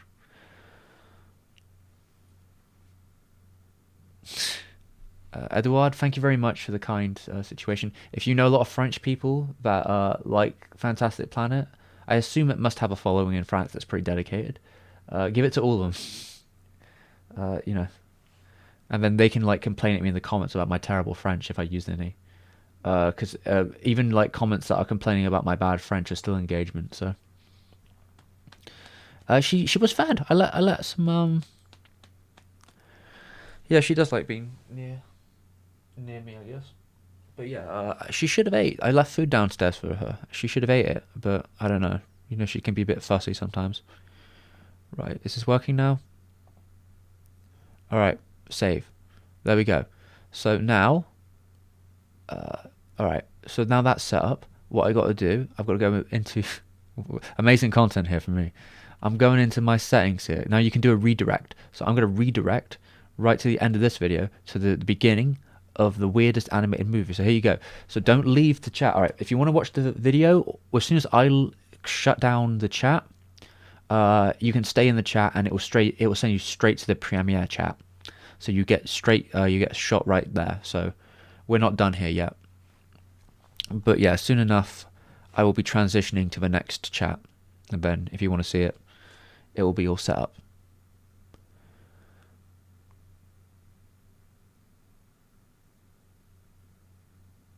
If everyone watching the stream replays it 3,700 times, you'll get. Oh, nice.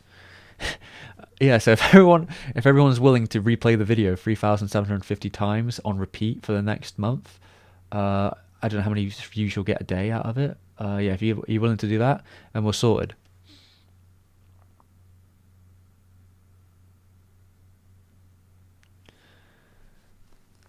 I mean, if you want to replay it 100 times, that's probably still fine. I don't know.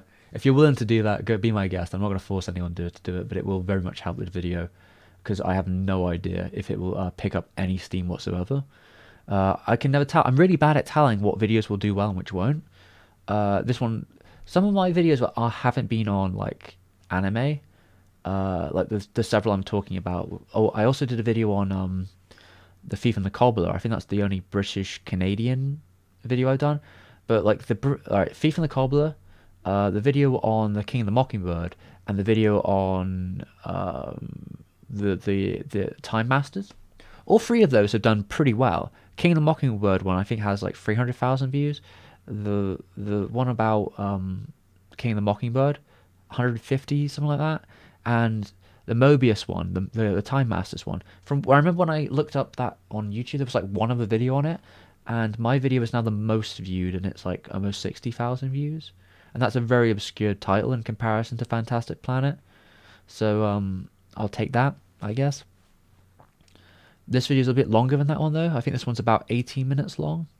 So I'm hoping that Fantastic Planet as a thing that exists has enough people that are interested that they'll watch it.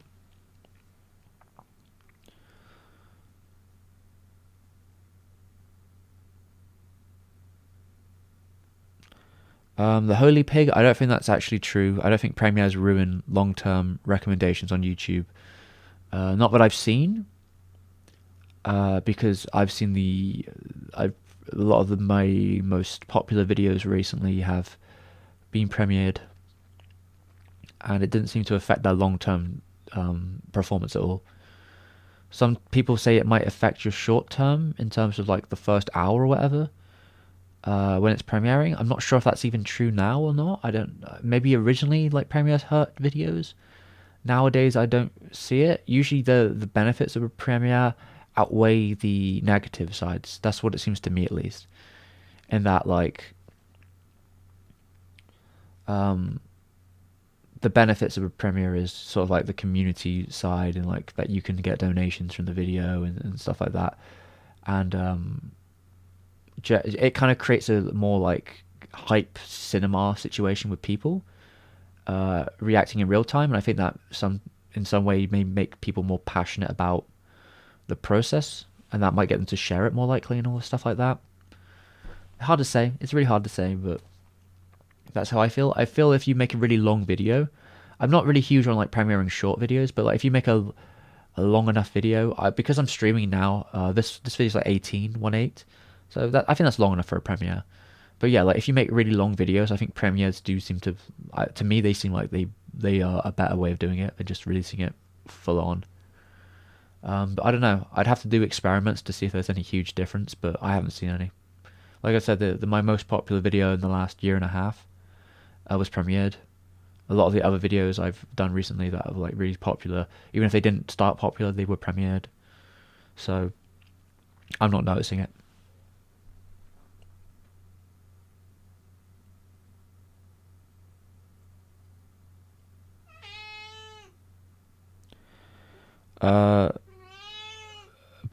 Balaga, just use this link. I don't know what you're talking about. I can't see the link. It's probably been auto banned. I don't know what link you were sharing.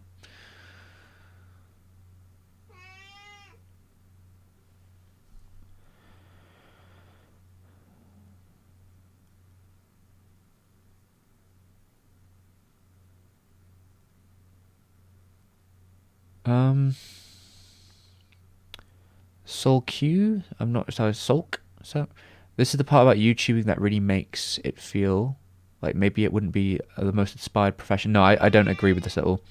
The idea that like the annoyance of the YouTube algorithm would stop middle schoolers from wanting to be YouTubers is I don't think they'd care. Because at the end of the day, all professions have like struggles and things. Same with like being an actor, reality star, etc., etc. This is just the nature of the game. None of these professions, usually a lot of professions, are just like really difficult to get into, especially if they're like most prefer. The reason the kids that want to do YouTubing is because it's a very predominant thing that they see people do, and it involves being famous, and some people make money, and like I don't know. I think there's a lot of elements about it that they are attracted to. That like if you go, yeah, but actually the algorithm and making videos is really complicated. Those middle schools don't give a shit. They're not listening to that part. In the same way, it's like, when you tell a kid like he's like, wow, I want to be the best athlete in the world. It's like, well, actually being the best athlete in the world is incredibly difficult, and it will cause you to do several sacrifices to your day-to-day life, and you'll have to sacrifice things like relationships possibly to make sure that you're dedicated enough to the process to become one of the best in the world. Like you don't tell that to kids. You'd be a weirdo if you told that to kids.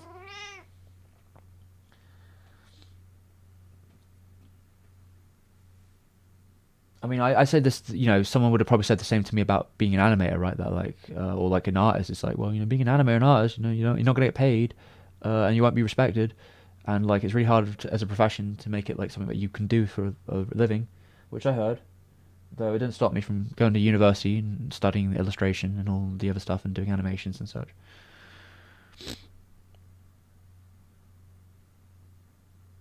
Link auto replays YouTube videos. I have no idea what you do. What? Link auto replays YouTube. Who's the auto replay? What?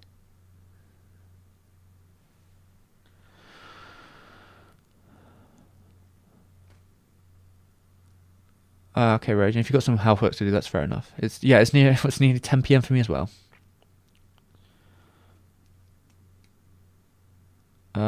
Yeah, I mean the video. What time is it now? All right, we got 10 minutes until the premiere. So I'll end the thing in a second. The optimization of free market for your content you can get through these systems. What?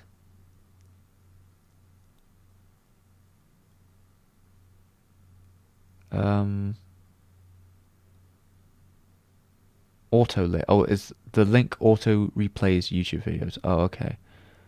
I don't know if that works or not. I'm not really sure.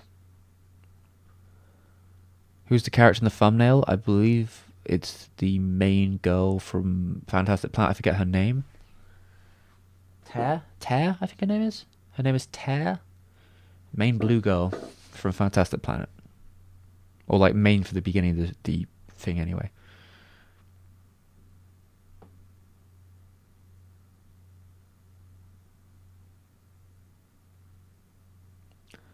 Amelia, hello. We're cutting the stream. Well, we're not. We are moving to the premiere in about 9 minutes, so don't leave because we will be jumping right into the new video as soon as I click the end stream button.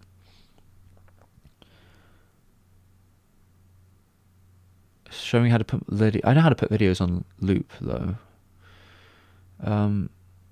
TubeReplay.com is a website that auto replays YouTube videos. To be honest, I don't know if it really works though. Like I don't know if it works in the way that I would need it to work. I can have a look into it. I don't know. I was kind of joking about gaming the system, but I do feel like any little helps right now.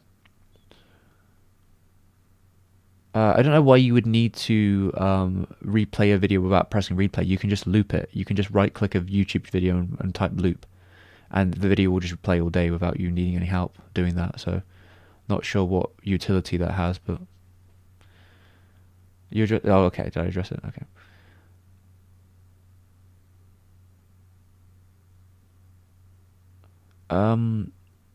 Has anyone started mining YouTube videos for views and monetization? I don't think it's actually worth it because the ways of making money on YouTube tend to not be necessarily.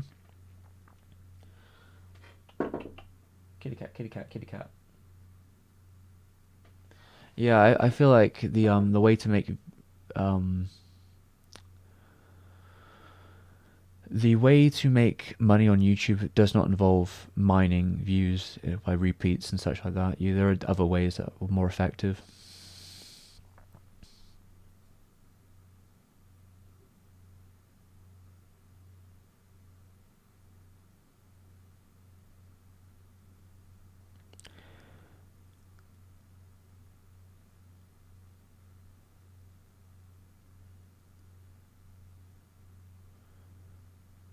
I mean, YouTube is what it is. It is what it is in terms of algorithm stuff. I mean, you don't algorithm is not that easy to predict sometimes. Like, yeah, if you make a video on something that's more popular, like you have the potential of it doing better, but you also have to consider that like the more popular something is, the more videos are on it, which means it's more saturated, which means it can sometimes completely flatline, because you are then competing more.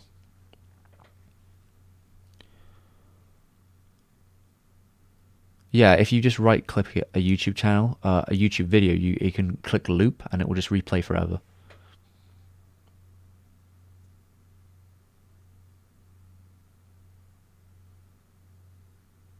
Eduardo, I appreciate. I guess I offer something, but you know. But yeah, I'll take it. If you like the videos, thank you very much. Make sure to share them to other people who might like them. It's the only way this is going to survive.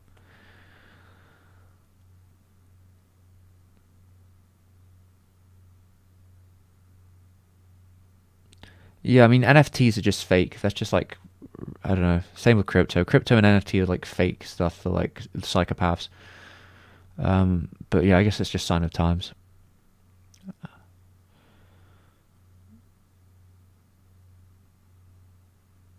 Oh, that's fair. If you got to go solo, that's fine. Please watch the Fantastic Planet video, even if you have to watch it in 240p on repeat.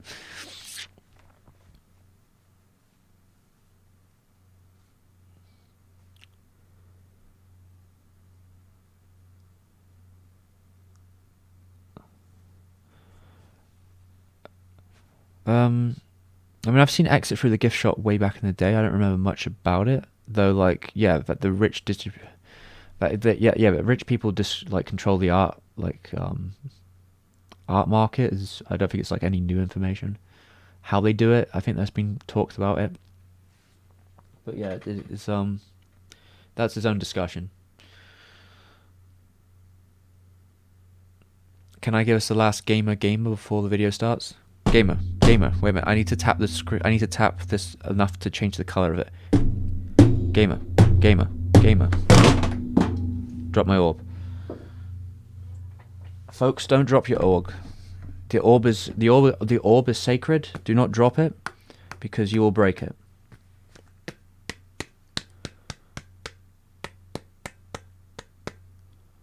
I mean, Sulk, that's just how the world works. Message and content is probably always going to be secondary, but like YouTube's all about how you package it.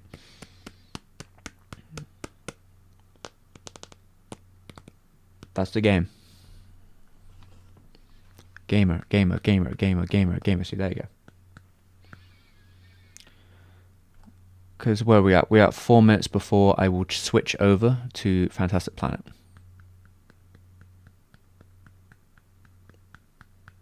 $5 p.m.? God, it's a different time zone for you. It is now 10. It's almost 10 p.m. here.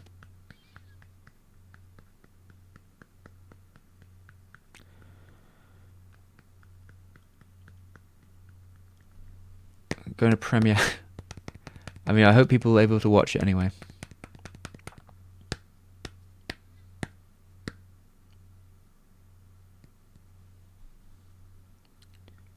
I don't like that state of reality. Well, that's the reality we live in.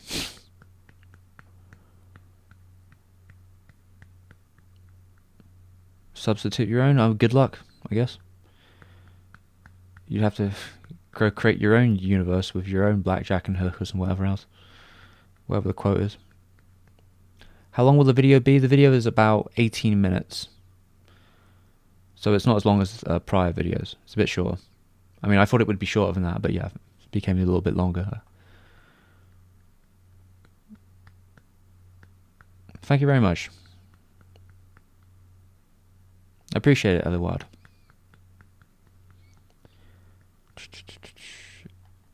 Yeah, we are actually getting so close to the end, but we're gonna do it. We're gonna do it in a second. The video is about to begin, and yeah, you don't need to leave the chat. As soon as I press end stream, it will switch to the new chat. That is some sort of magical thing that YouTube can do now. So I can have my pre-stream go straight into the current premiere, and I'll go downstairs and start making some food, and I'll be there for when it happens. Thank you, Rocket Cat. Yeah, I did do a couple city pop videos back in the day, but they are like I hit at the right period of time to do them, and then since it's been like diminishing value, so there isn't much utility in it. I pretty much said everything I needed to say anyway that I had to say on about the scene and the stuff I liked. So there isn't really much more that I can get out of it. I don't think. Maybe there is, but I don't feel like it's too much of a it's too difficult to really find. Like if it will go like the last video I did that was related didn't do very well, so that's just how it goes. But yeah, I did like making the plastic love video and such. Okay, 2 minutes. Ooh. Ooh. Right. So before I go, let me just give some updates to the chat. I guess if you've only just tuned in, or just to give some concrete stuff. So this video comes out, and then the next proper videos that will come out will probably premiere in December, unless this video does so poorly that I have to like circumvent the first one to come out earlier to try and get some momentum on the channel. Which yeah, that would be fun.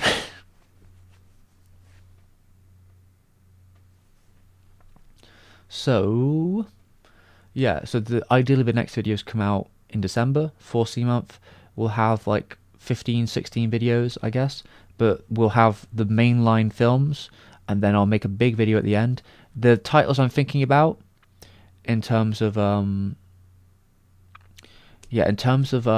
big video, I'll either call it something like the complete history of 4C or Studio 4C, or maybe I'll go back with the rise and fall title, the rise and fall of Studio 4C. How much they've fallen, I guess, will be up for contention, which is probably why that makes it a more like YouTubey title. But I do feel that in the last couple of years, especially since the scandal, that has rubbed me the wrong way with 4C as a studio, and that may be an angle to go into, especially towards the kind of content they're now making. But I do think there's still a lot of talent at 4C, do a lot of interesting stuff, though perhaps the original spirit of the studio has been somewhat lost. So yeah, maybe that will be my angle. I'll have to see when I finish it all. One of those two will probably be the title though. Kat she's not quite sleeping. She's kind of in a vague. She's kind of just like chilling, which makes me assume that she definitely ate, because she's not still screaming at me. She's just sort of relaxed and all cool. She's on the edge of sleeping though. She's vibing, it seems to me. Yeah, 4C will be what we're covering. So that's a lot of 4C to cover. Oh god. Okay, end stream. Bye.